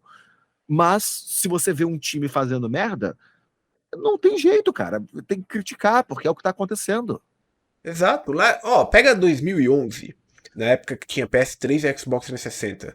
Em 2011 tinha uma competição ferrenha. Era a Microsoft lançando Gears of War 3 e do outro lado a Sony lançando Uncharted 3. Olha, como que você compete com isso? Pois Sabe, é. o que você está botando na mesa para competir com isso? Pois é, tipo, você tinha equivalência nesse tempo. Cadê essa equivalência de hoje em dia? Porque hoje em dia tem essa narrativa de que não, jogo não importa, não é jogo que vende console. Não sei de onde a galera tirou isso, mas Ah, tem gente replicando isso. venderam essa ideia, porque sempre tem, quando você está falando de guerra de consoles, sempre tem uma estupidez infantaloide por trás da mentalidade que primeiro era gráficos que importava, então os teraflops era a coisa mais importante e aqui é 4K 60 frames por segundo. Aí Ah, quando vê que não está lançando produto com 4K 60 frames por segundo e a vasta maioria das pessoas não consome o conteúdo dessa forma, então vamos largar essa narrativa porque essa não colou. Qual é a próxima narrativa? Agora não é jogos que importa, é serviço. E o serviço é a coisa mais importante. Aí vem a própria Microsoft e fala: o nosso estúdio parceiro não gosta do serviço e esse serviço está perdendo dinheiro ao invés de fazer dinheiro. Então isso também não é mais importante. Mas olha todos esses exclusivos, então, que são importantes e que nenhum deles vai ser lançado e a maioria foi cancelado. Então isso também não é importante. Mas, pô, toda hora a gente move a trave do gol. Ao invés de apenas admitir e cobrar, faça o melhor, porque você tem um público cativo que quer mais e que merece mais. Entregue. Se vender, as pessoas vão comprar. É uma ginástica mental, né? Total. Que a galera vive, que olha, é difícil. É a gente que.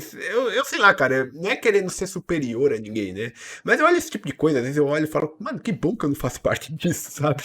É sempre uma estupidez. E, tipo, foi aquele negócio que eu mencionei, a Final Fantasy XVI, que eu tô jogando recentemente. Legal. Eu quero que ele venha pro Xbox. Eu fiquei feliz que Street Fighter VI lançou pro Xbox. Isso é Sim, ótimo. quanto mais pessoas tiver acesso ao jogo, mais cópias ele vai vender e mais vai garantir que outras sequências de qualidades venham no futuro. Claro, e tem crossplay. Quer dizer que se um amigo meu tem um Xbox e quer jogar Street Fighter 6, eu posso jogar com ele. Então, o melhor dos dois mundos. Uhum. É o que eu quero. Sim, quanto mais crossplay a gente tiver, melhor ainda. Até hoje, cara, você falou de Final Fantasy aí, até hoje eu Aham. lamento a galera do Xbox e lamento de verdade. Porque eu tenho amigos que têm Xbox e queria jogar Final Fantasy VII Remake. Até hoje esse jogo não saiu lá. Saiu pra Verdade. PC e não saiu pro Xbox. Verdade. E é aquela parada, tem um pessoal que fala, porque a Sony pagou para que isso não acontecesse, o que sempre foi uma Mano. lenda urbana que não é real, e a verdade é que se a Microsoft permitiu que isso acontecesse, então eles são mais incompetentes ainda, porque eles podiam virar para a Square Enix e pagar para receber o jogo. Eles têm dinheiro infinito. Se o problema é dinheiro, não está faltando, é porque eles não quiseram comprar essa briga. Se a briga é de quem bota mais dinheiro na mesa, então a Microsoft perdeu a briga de propósito. Então a briga não deve ter sido dessa, deve ter sido outra. Porque eles viram que eles conseguiriam mais dinheiro em outro lugar. E aí foram comprar a Bethesda e fazer nada com isso. Sabe? Exatamente. É aquela parada. Se o que a Square Enix quer dinheiro, a Microsoft tem mais. Por que a Microsoft não ofereceu mais? Por que a Microsoft não comissionou um dos estúdios da Square Enix para produzir jogos para ela, como ela fez no Xbox 360 com Lost Odyssey? A Nintendo fez isso. A Nintendo bancou dinheiro na mesa para um remake de Super Mario RPG. Por que a Square Enix não foi? E a Square Enix está prolífera nessa geração, produzindo vários jogos de classe B ou Double A, ao invés de ser Triple A. Por que ela não pode, sabe? Às vezes a Square Enix lança um Forspoken, que obviamente é ruim. Mas por que a Microsoft não pode chegar para a Square Enix e trabalhar junto com ela, com os seus estúdios? E trabalhar com a Platinum Games de novo, a qual ela abandonou no meio do caminho com o Scalebound? É porque o gerenciamento é ruim. O problema não é a falta de dinheiro. Ela tem dinheiro para comprar a Activision Blizzard e brigar para garantir a compra, mas não tem dinheiro para financiar um remake exclusivo do Xbox One de Dino Crisis, por exemplo, com a Capcom. É claro que ela poderia Porra. bancar esse jogo. Por que Isso ela não ia. pode chegar na barca e falar, eu vou bancar Dino Crisis 1 remake, mas ele vai ter que ser exclusivo por um ano ou 2 anos no Xbox. Você vai me dizer que a Microsoft não tem capacidade de fazer isso? É claro que ela tem. E isso sim é uma coisa que ia vender console, viu? Certamente. É porque o gerenciamento é burro. E não souberam aproveitar os pontos fortes que tinham. Esse é o fato. Eu lembro quando eu tinha PlayStation 2. Eu peguei. Na época não tinha também YouTube, internet, até tinha, mas era precário, né? E eu Aham. peguei um CD com alguns trailers e eu vi o trailer de Ninja Gaiden. Aham. aquele 3D. Sim. Eu, na época, falei, putz, mano, como eu queria ter um Xbox pra jogar esse jogo. Eu fui jogar somente bem anos depois, mais tarde. E depois eu fui descobrir que, na verdade, depois eu pensando, por que a Microsoft deixou escapar a Ninja Gaiden? Mas a grande verdade, cara, ela nunca ligou pra Ninja Gaiden. Não. Ninja Gaiden, na verdade, só foi pro Xbox porque era um projeto que estava sendo desenvolvido para o Dreamcast. E aí, quando o Dreamcast anunciou lá a falência dele, eles precisaram de uma plataforma que tinha uma estrutura parecida com a do Dreamcast para poder continuar o projeto. Porque se fosse para o PlayStation 2, eles iam ter que resetar tudo porque a arquitetura era diferente. Somente por causa disso. E ela não aproveitou mesmo assim. Você vê que não é uma coisa que é de hoje. Você vê uma falha, uma falta de visão da empresa de entender o mercado que ela quer estar. E a gente sabe isso porque a própria Microsoft anunciou que a estratégia dela durante aquele processo, né, que vários documentos do processo de aquisição da Activision Blizzard foram feitos a público, e você sabe que hoje a estratégia da Microsoft era de vencer a Sony no mercado gastando mais dinheiro do que ela. Então, o objetivo da Microsoft sempre foi investir mais na competição para garantir liderança no mercado. Então, como é que o seu objetivo é gastar mais dinheiro em competição, você gasta mais dinheiro em competição e você não vence? Porque o gerenciamento foi ruim. Isso Exatamente, é cara. óbvio. E as pessoas que são fãs da marca Xbox, das pessoas que têm esse console e que apreciam a marca e os seus jogos, elas merecem um produto melhor. Elas merecem serem bem atendidas e bem servidas. O Game Pass, ele, por mais que ele não seja uma forma lucrosa de fazer mercado, ela ainda moldou uma geração inteira. A Sony Exato. foi obrigada a copiar a ideia. A Nintendo foi obrigada a copiar a ideia. Outras empresas foram obrigadas a se inspirar nesse mesmo modelo de mercado. Só que é um modelo de mercado com um teto de vidro, que é limitado. Mas você vê que a Microsoft tem a possibilidade de desenvolver projetos de mercado que influenciam a indústria. Ela tem poder de mando, ela tem poder de jogo. Só que o gerenciamento é ruim. Você está ouvindo Spidercast, o podcast de cultura geek. Eu quero falar de um outro tópico aqui contigo, Sim, que é agora o Final Fantasy XVI propriamente dito, né? claro. Você terminou o game? Sim, nós zeramos ele em live stream, a cerca de 55 horas de jogo, mais ou menos. Eu não fiz 100% do jogo, mas fiz todo, né, fiz a maior parte do conteúdo principal de uma primeira vez jogando, e fiquei extremamente satisfeito com o produto. Ele foi um produto que foi feito de uma forma muito eficiente e muito rápida, mas o polimento é absolutamente indiscutível. Eu tive que dar uma corrida nele, porque eu Aham. recebi ele com uma semana de antecedência da Square Enix, né, pra fazer Aham. review. Aí agora eu tô pegando pra fazer com mais calma as side quests também, né? E assim, cara, você falou que ficou satisfeito com o produto e eu também fiquei. Eu gostei muito da proposta dele, gostei muito da história. O Aham. Clive entrou ali pros meus tops personagens favoritos de Final Fantasy. Absolutamente.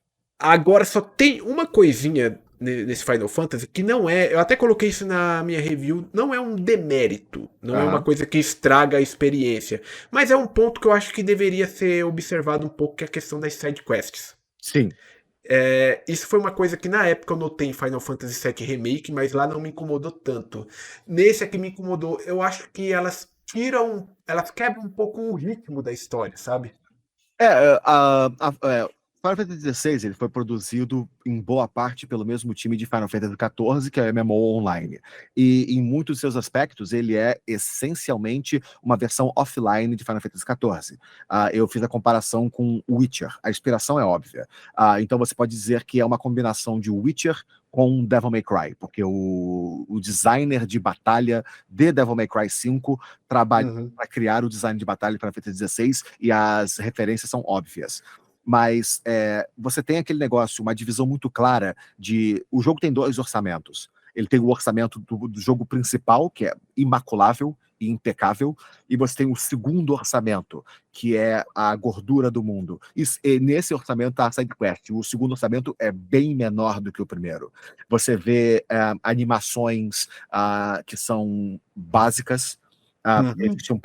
Tem muitas animações que são tiradas de outros jogos, e você vê, são animações que são compradas no mercado, que são presentes em Yakuza, em Final Fantasy VII Remake, em Final Fantasy XVI, elas existem nas side quests. Você vê, obviamente, um detrimento do ritmo e da apresentação visual, de jogo de câmera, de música, de design. O gameplay é relativamente mais fraco, e ele é feito num design em blocos, e que você quer progredir, e aí um bloco de side quests é jogado na sua frente. Então, há uma distribuição equalitária, ele não é diluído ao longo do jogo. E aí, o remake é muito mais bem. O 7 Remake é muito mais bem feito nesse aspecto, por sinal. Sim. O 7 Remake também tem blocos, mas os blocos eles são menores, são menos sidequests. As sidequests têm mais polimento do que em 16, e elas são. O jogo separa elas bem da história principal. Então são pequenas histórias com início, meio e fim que acontecem paralelas ao jogo.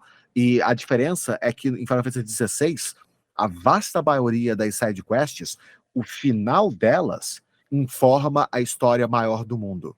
Então ela expande a história maior do mundo e dá mais sentido, mais peso e mais significado para as consequências e escolhas que acontecem na história principal.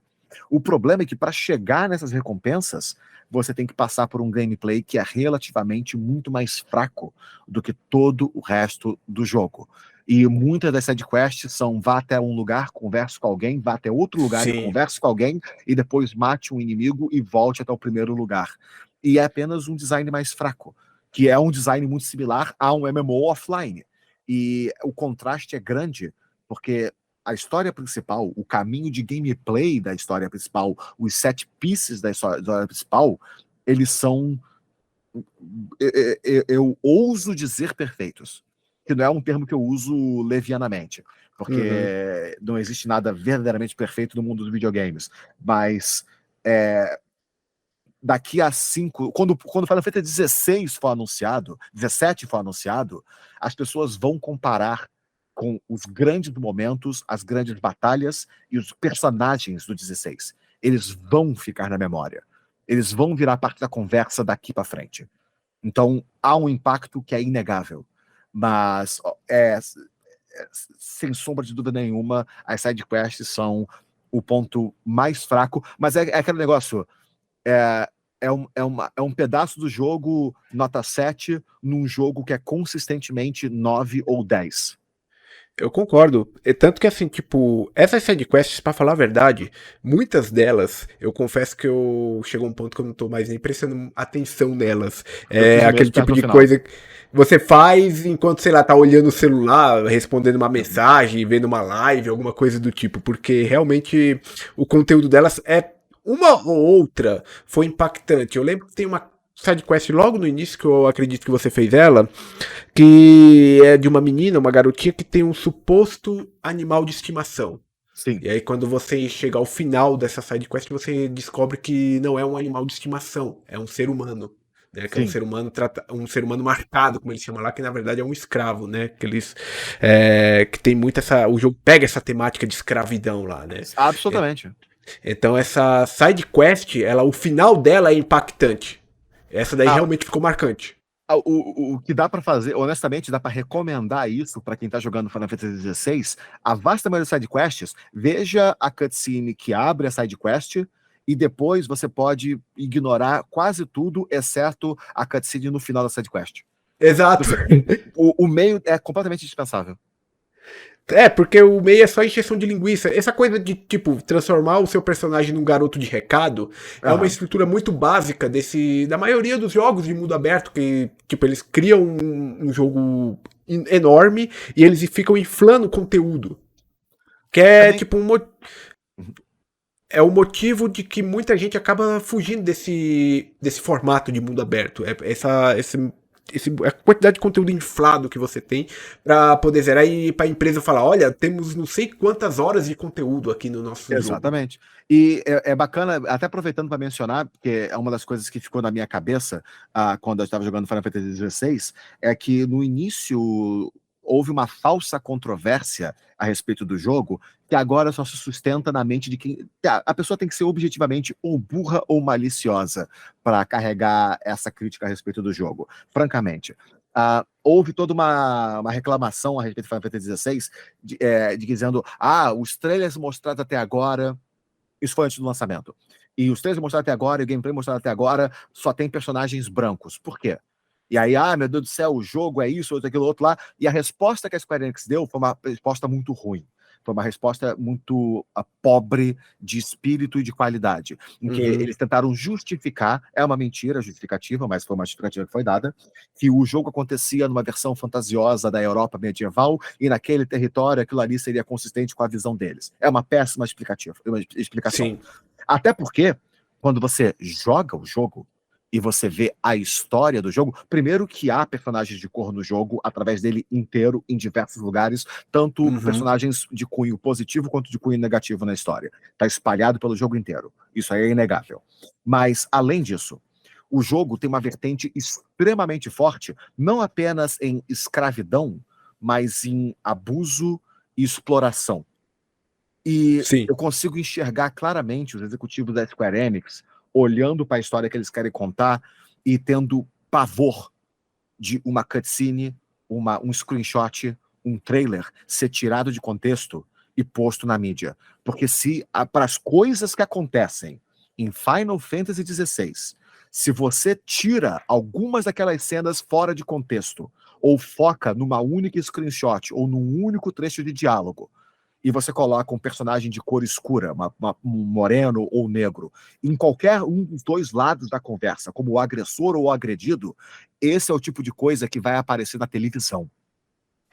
De tão brutal que é o racismo e a forma como as pessoas são desumanizadas naquele jogo. A Square Enix bateu pesado nesse tópico. A forma como o abuso e a exploração de seres humanos para ganho político e monetário de algumas poucas pessoas privilegiadas é feita no mundo de Final Fantasy XVI, é tão forte, é tão grande, que se você adicionasse o elemento de cor naquilo, e qualquer um poderia tirar de contexto, e aí as pessoas iam parar de falar sobre o jogo e iam falar só sobre a controvérsia. E isso efetivamente mataria o marketing do jogo. Então eu perfeitamente entendo o que a Square Enix fez ali, porque eles optaram por não pegar leve na história. A história Final Fantasy XVI, quando ela tem que bater pesado, ela bate. É a mais pesada de todos os Final Fantasy. Sem ser forçado. Não é Dark Edgelord gótico. Não, é genuinamente incômodo. De uma forma bem escrita. O jogo ele recebeu classificação 16+. Acho que foi o primeiro Final Fantasy que recebe essa classificação. Absolutamente. Só de você botar ele na Twitch para transmitir, a Twitch automaticamente muda a classificação dele. Esse jogo só pode ser transmitido para um público adulto. Mesmo que se o seu canal não tivesse classificação, a Twitch força. Teve uma polêmica parecida com essa que você falou, mas muito antiga, na época do lançamento de Resident Evil 5. Sim, né? A do Resident Evil 5 foi uma outra vertente, foi burrice da Capcom. Porque a Capcom, Resident Evil 5, ele acontece na África, e a ideia ali é mercadores de guerra escravizando a população do interior da África para fazer experimentos biológicos e criar armas biológicas. O problema começa em 2 pontos.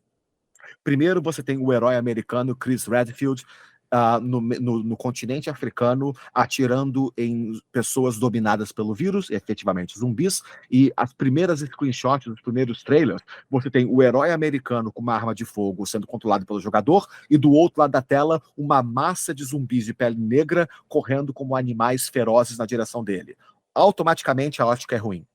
À medida que você avança no jogo, eu esqueci o nome da tribo, mas você começa a entrar dentro do território africano e começa a explorar mais a história, e daqui a pouco o jogo começa a dizer que o vírus modificou o comportamento das pessoas e elas começam a agir de forma mais primitiva. E aí vem as pessoas negras com roupas tribais e máscaras.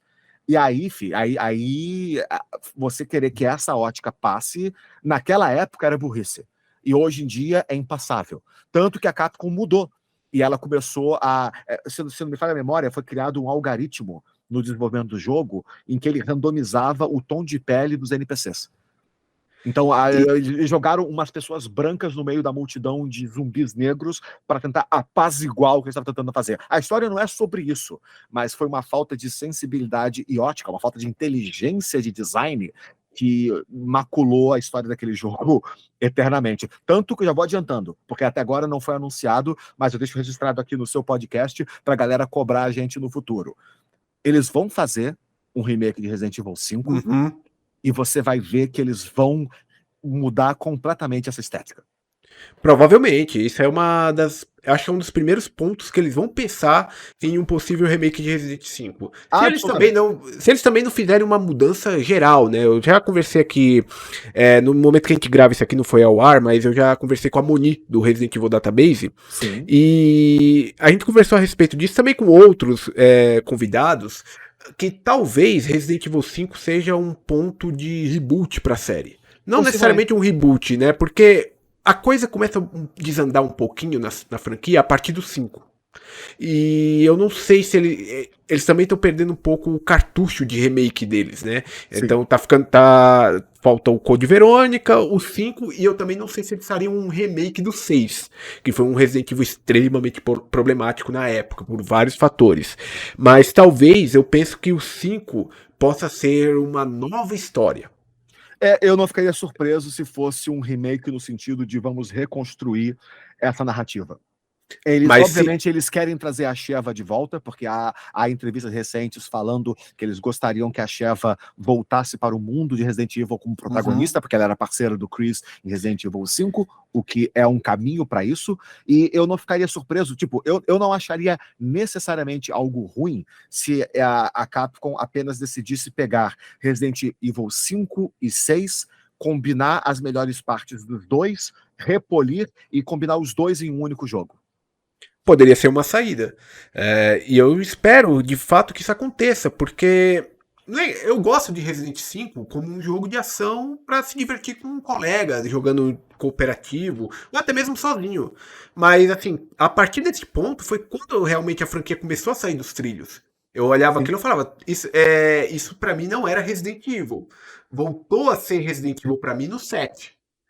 Porque eles entenderam que, obviamente, né, tem os dois lados dessa conversa. Tem o pessoal que achava que Resident Evil era sempre zumbi, e nunca foi, porque sempre foi armas biológicas. Os zumbis originais eram criados através de experimentos biológicos, mas tinha gameplay. O gameplay. O 5 e o 6 tinham muito mais uma vibe de filmes de ação e catástrofe. Foi uma tentativa de ser cinematográfico. E com o 7 e o 8, a Capcom já sinalizou francamente e claramente que a vibe de terror minimalista e focado, essa uma vila, essa uma casa, esse uma família, essa uma história, tem um impacto muito mais forte e pessoal para o público. Então é por isso que eu não ficaria surpreso se de repente eles pegassem o 5 e o 6 e vamos contar várias histórias no mundo.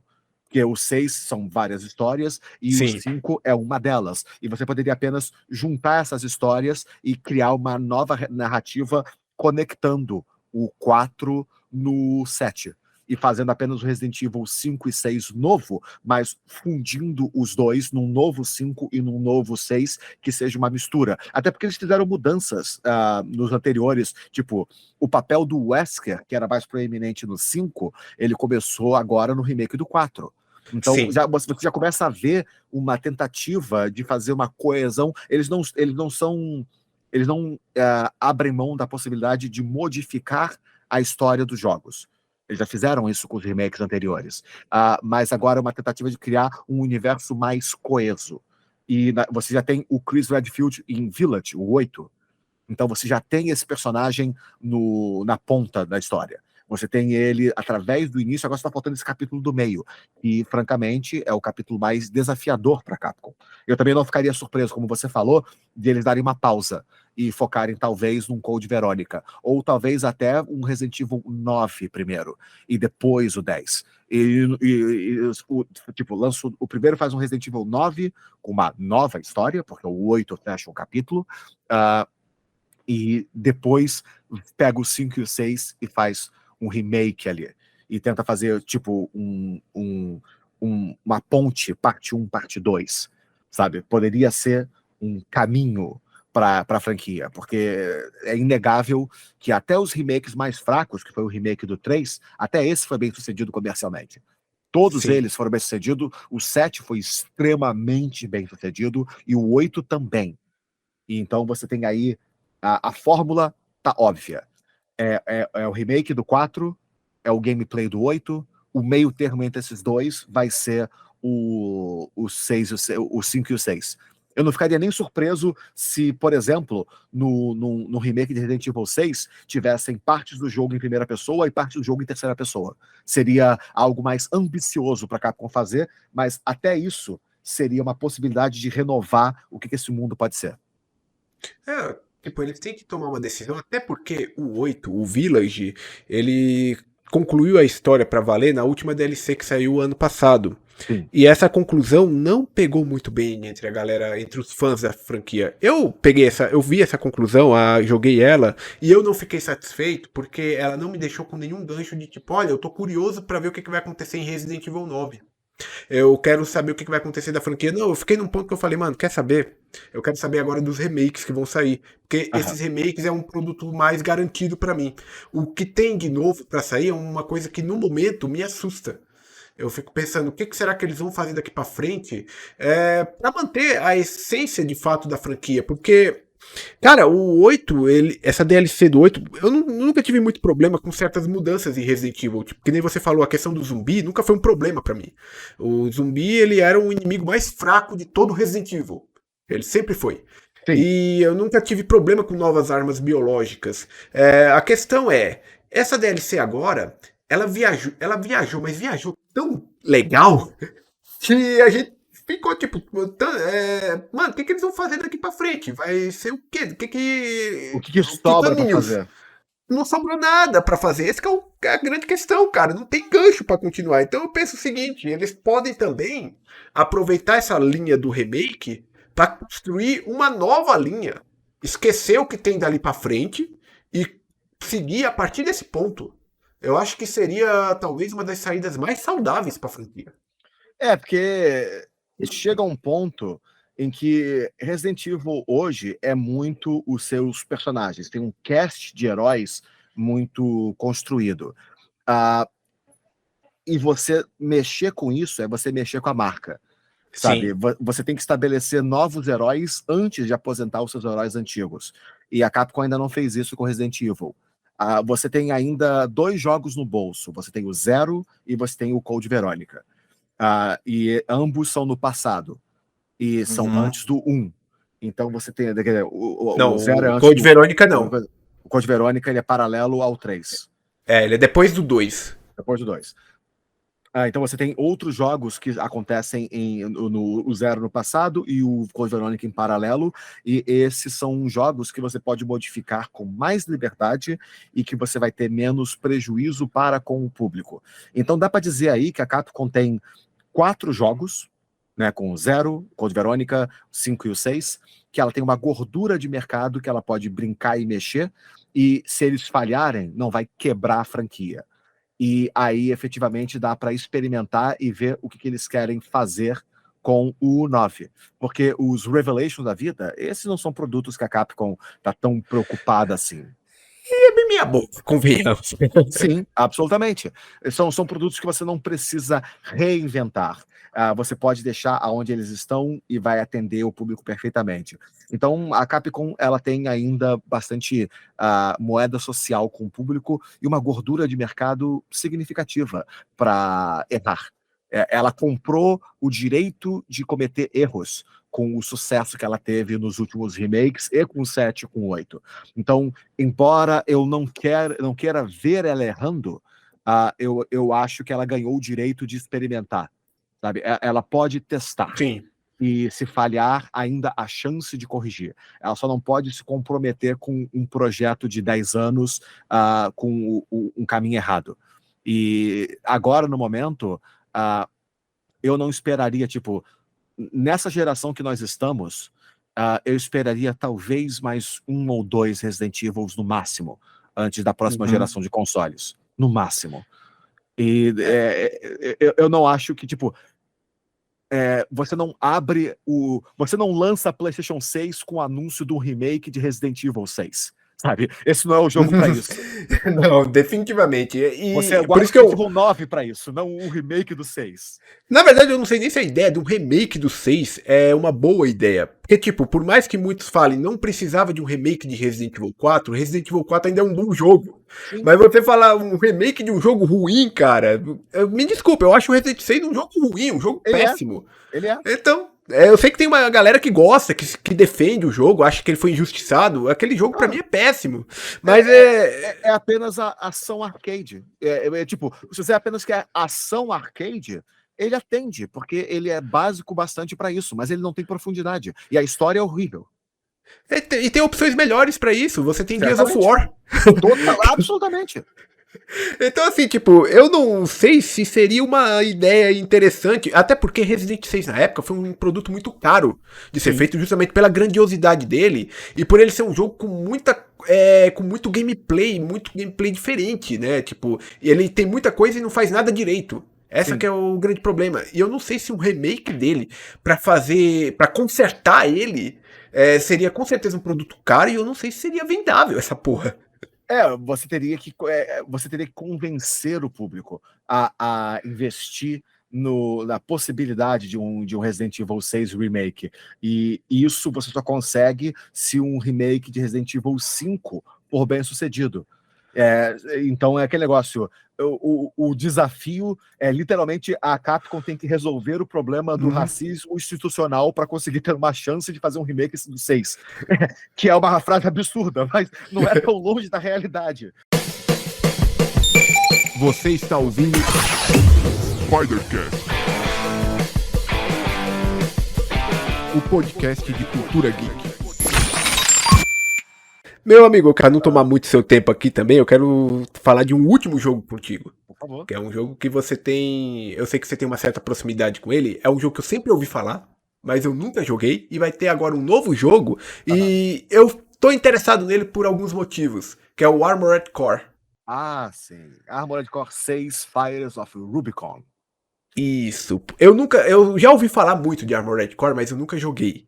E o motivo de eu estar interessado é basicamente porque ele é da From Software. E eu, de uns últimos anos pra cá, tenho estado muito envolvido nos jogos da From Software, né?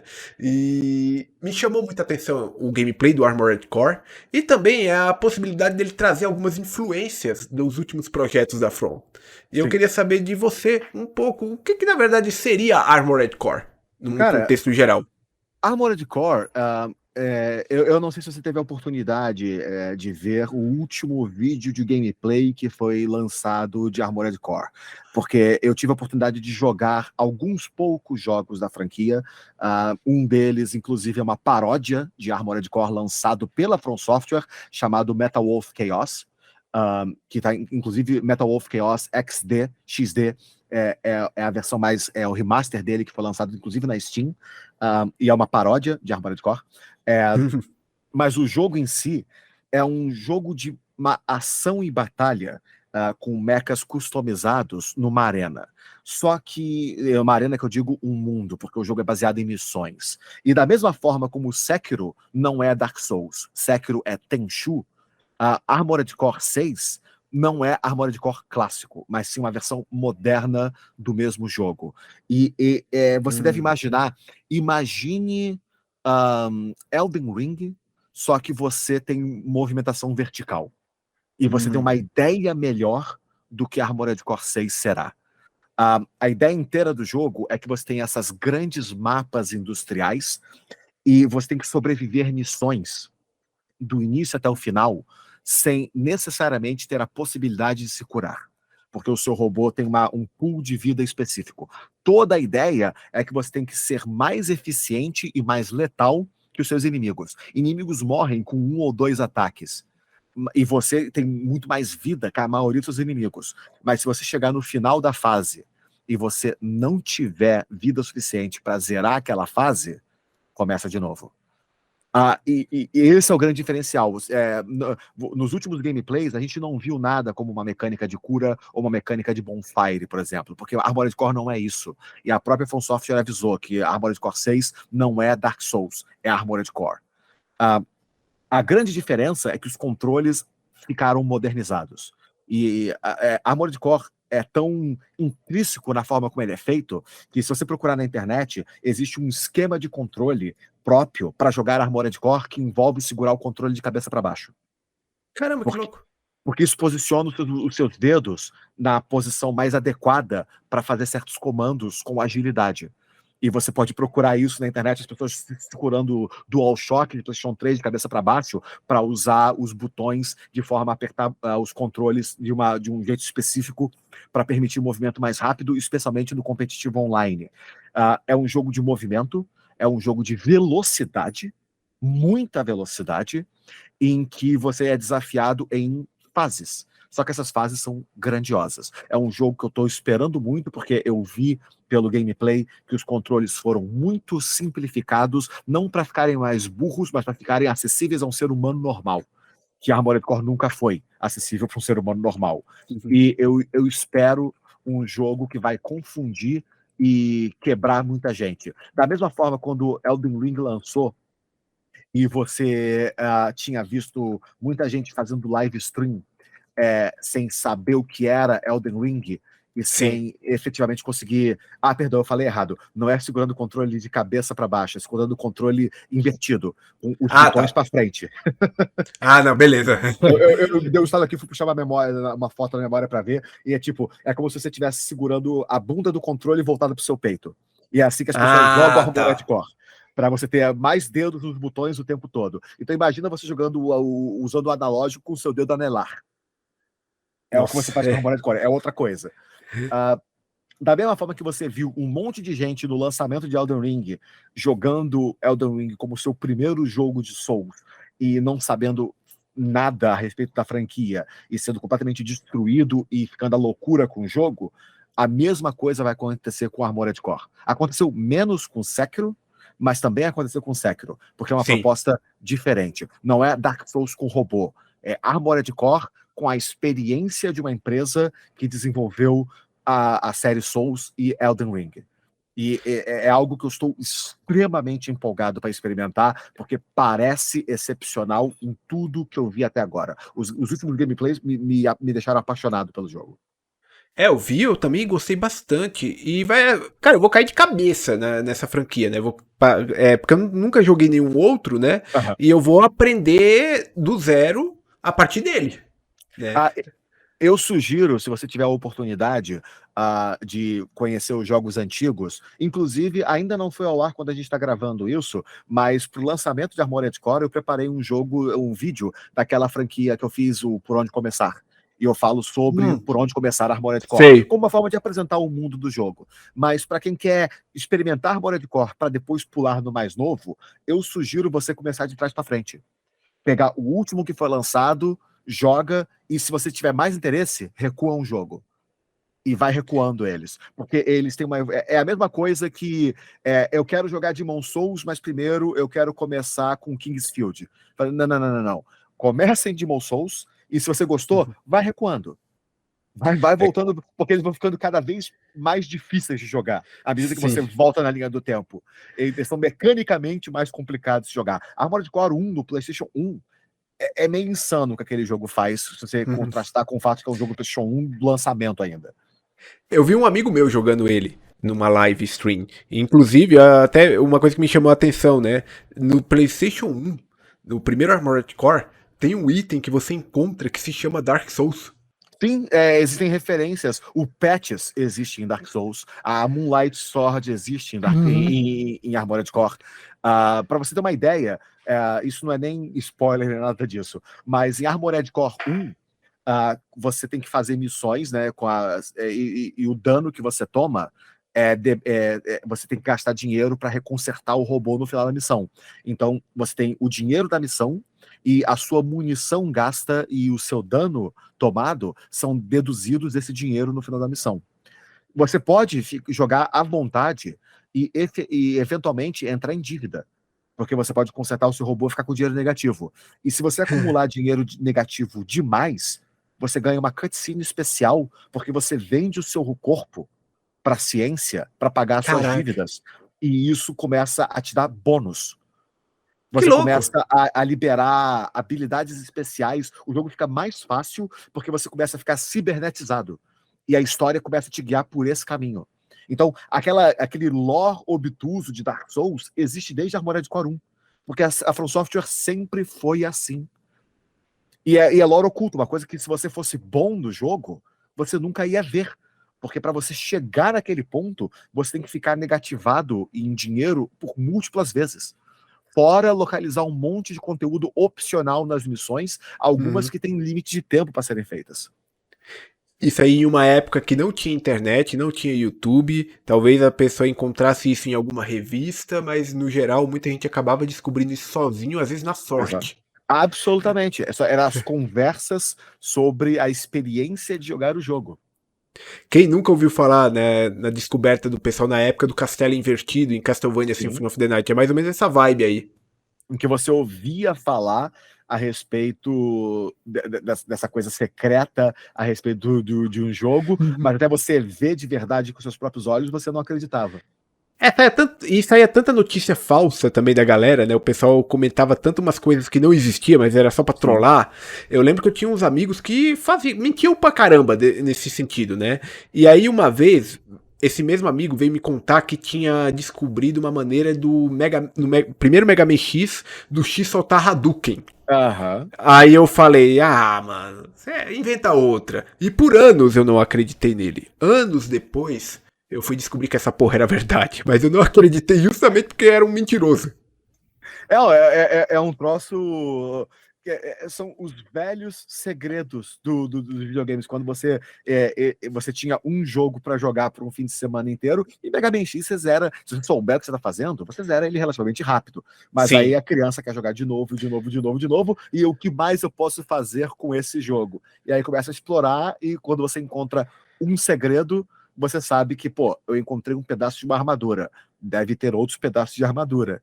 E aí você começa uma coisa, leva a outra. Opa, nessas fases eu encontrei pedaço de armadura. Nessas outras fases não tem. Será que tem outro segredo? E aí você começa a procurar as outras coisas e, variavelmente, uma hora você acaba tropeçando no segredo dos segredos. É a forma que a gente antigamente esticava a duração dos jogos, explorando eles de verdade. E era uma coisa tão absurda, cara, porque assim, você já jogou Mega Man X? Já zerou em algum momento? Ou pretende zerar? Na infância, certamente já, mas faz muitos anos que eu não toquei no jogo.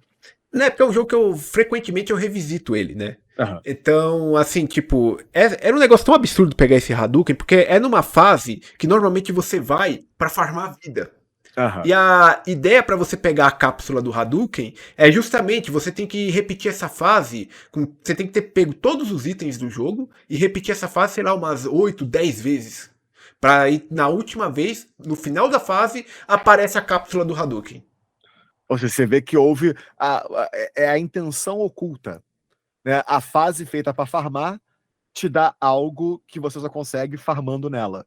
Mas é uma coisa que a maioria das pessoas nunca nem chegaria nessa conclusão naturalmente. Tem que ter uma curiosidade inata para sequer ter uma chance de descobrir, né, esse tipo de prêmio lá atrás. É uma coisa muito louca, né, cara? E a gente descobria. O pessoal na época descobria. Hoje em dia tem esses segredos, mas é um pouco com a internet, com a facilidade da informação, se torna um pouco mais fácil também. Certamente. E existe hoje uma nova versão disso. Porque como hoje em dia, a gente não partilha mais segredos dos jogos, mas a gente partilha jogos secretos. Porque tem tantos jogos para tantas plataformas, para tantas pessoas, que hoje em dia a conversa é: você conhece esse pequeno jogo indie aqui que ninguém nunca ouviu falar? Ah, qual é o nome dele? Undertale. Vem aqui conhecer. Sabe? E olha o que acontece depois. Hoje em dia é isso.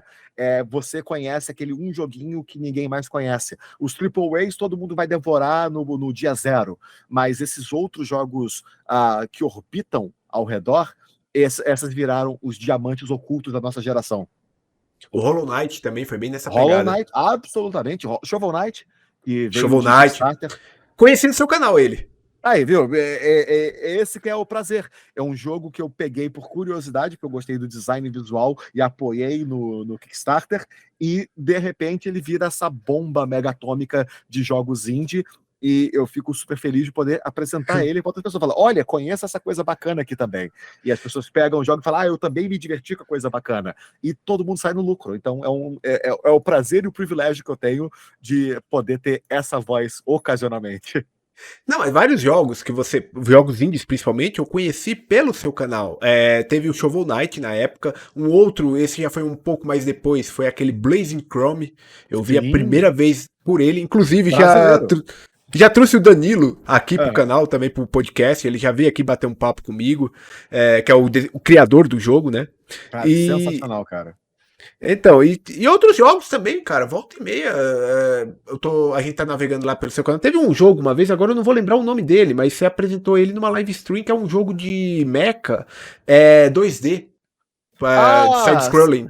Hardcore Mecha? Faz tanto tempo que eu não joguei esse jogo. Hardcore Mecha. Esse mesmo, Hardcore Mecha, que é um jogo de Kickstarter, que eu também apoiei, e que depois eu fiz questão de comprar a mídia física porque eu adorei o jogo. Pois é, eu vi você fazendo live dele, gostei, e no dia seguinte eu comprei ele na Steam. E que hoje em dia é um daqueles joguinhos secretos que está escondido ali, e as pessoas às vezes nem sabem que ele existe, mas é um jogo fantástico. Ninguém não tomou aquela proporção de outros jogos, né? Muita gente não conhece ele. É um ótimo jogo, cara. A mecânica dele, a gameplay dele, as fases, o tamanho dele, tudo nele é muito bom. E é uma pena porque é um jogo de uma empresa indie de 2015, a Rocket Punch Games, e até hoje é o único jogo que eles lançaram. Então, tipo, eu tô aqui esperando por um Hardcore Mecha 2 desde o lançamento dele. Porque, não, vocês fizeram algo maneiro, façam mais. Mas até hoje ainda não aconteceu, mas a gente continua na esperança de que jogos como esses, o bacana de poder partilhar eles é que, quem sabe, eles ganham uma nova chance no mercado no futuro. As pessoas podem redescobrir eles e trazer eles à tona também, porque seria muito bacana se jogos como esse tivessem a oportunidade de ressurgir e talvez trazer novos fãs para o gênero e poder trazer novas pessoas para curtir esses jogos que eu realmente curto demais. Você está ouvindo Spidercast, o podcast de cultura geek. Meu amigo, primeiramente eu queria agradecer a sua presença novamente aqui, cara. Estamos aqui há quase 2 horas conversando, eu nem vi o tempo passar. Eu acho que o papo desenvolveu de uma maneira tão boa. E, cara, é sempre um prazer recebê-lo aqui no programa. Não preciso nem falar isso, eu gosto demais do seu trabalho, te acompanho há muito tempo e eu tenho certeza que eu vou continuar acompanhando. Portas abertas para retornar aqui sempre que quiser. Pode ter certeza que eu vou te chamar em outras ocasiões. E a gente vai encontrar uma janela de tempo aí pra gente poder bater um novo papo aqui quando tiver outros lançamentos, quando tiver novos jogos, ou até mesmo para falar de outros assuntos. Mas eu vou deixar aqui o microfone aberto. Se precisar de mim para qualquer coisa, conte comigo também. E o microfone está aberto para você fazer a sua divulgação, onde a galera pode te encontrar nas redes sociais, onde a galera pode acessar seu trabalho. O microfone é seu, fica à vontade, muito obrigado e tamo junto. Cara, eu que agradeço, muito obrigado pela oportunidade, pelo espaço. Eu sei que nem sempre eu sou a pessoa mais fácil de contactar devido à minha agenda, e eu gostaria de poder me fazer mais acessível, porque eu genuinamente gosto desses papos, desse momento. E para a galera que está me escutando agora, primeiro, muito obrigado por escutarem o Spidercast, por apoiar criadores de conteúdo. Espero que esse tipo de conteúdo agregue algo positivo para sua vida. E se você não me conhece, meu nome é Araújo, do canal Caps Lock. Eu gosto de fazer análises críticas de jogos e também gosto de fazer conteúdo que seja apenas divertido e prazeroso de fazer. Eu crio o Vídeo versus Game, onde nós exploramos o universo dos filmes que tem jogos. Eu jogo na Twitch, em Caps Lock Live também, zerando jogos, muitas vezes lançamento, outras vezes apenas jogos que eu quero realmente apresentar para o público e para as pessoas. E se você quiser acompanhar o nosso trabalho lá no canal Caps Lock, ao longo do ano você vai encontrar o Depois do Hype, que é a minha série de reviews e análises, que são os mergulhos profundos nos jogos, vídeos de 20, 30, 40 minutos sobre um único jogo. No futuro próximo a gente vai ter reviews de Catherine Full Body, Monster Hunter Stories 2 e vários outros, com Metal Gear Rising também. Nós temos o Scrub Lords, que é a minha jornada em aprendendo sobre jogos de luta e tentando me tornar um jogador melhor e ao mesmo tempo incentivar as pessoas a serem jogadores melhores, fora outros conteúdos que a gente faz aleatoriamente, como uma forma de trazer um pouco de leveza e diversão para sua casa toda semana, toda quarta-feira, vídeos novos do canal às 18 horas e, ocasionalmente, sábados e domingos, a gente bota gameplays ou reacts e conteúdo extra para complementar o dia a dia do nosso público. E eu, novamente, agradeço a oportunidade e o chamado para estar aqui. E se me permite, vamos no canal do Caps Lock lá, e lá tem 3 vídeos que eu fui responsável, de certa forma, pela existência desses vídeos. O vídeo do Pinóquio, né, que foi eu que falei para jogar esse jogo em uma live. Sim. O jogo do Ninja Gaiden 3, que tá lá no título mais fácil da franquia, também fui eu que falei. E o jogo do One do PlayStation 1 também, que foi eu que apresentei. São 3 vídeos que eu tenho muito orgulho de ter, de certa forma, tendo uma influência neles. São gameplays, né, do início da minha época de fazer lives, e que são jogos que até hoje, de vez em quando, aparece um comentáriozinho e a galera curte, porque foi onde eu me abri pro público e deixei o pessoal escolher jogos para eu jogar, e são momentos que eu guardo comigo até hoje. O gameplay do Pinóquio, o One, pra mim, é um dos meus mais divertidos que eu já fiz, e, tipo... É só pesquisar lá no canal do YouTube pelo nome do jogo que vocês vão encontrar, porque o Ninja Gaiden 3 também, eu adoro aquele vídeo, e é o tipo de coisa que me mostrou, me ajudou a ficar à vontade em fazer lives. É sempre uma diversão poder compartilhar esse tipo de jogo com a galera. E procurem o vídeo dos Teletubbies também, um dos primeiros vídeos do canal do Araújo, que é muito foda. Galera, vocês que nos escutaram até aqui, cliquem no botão de seguir aí do Spotify. Vamos ajudar a gente a continuar crescendo.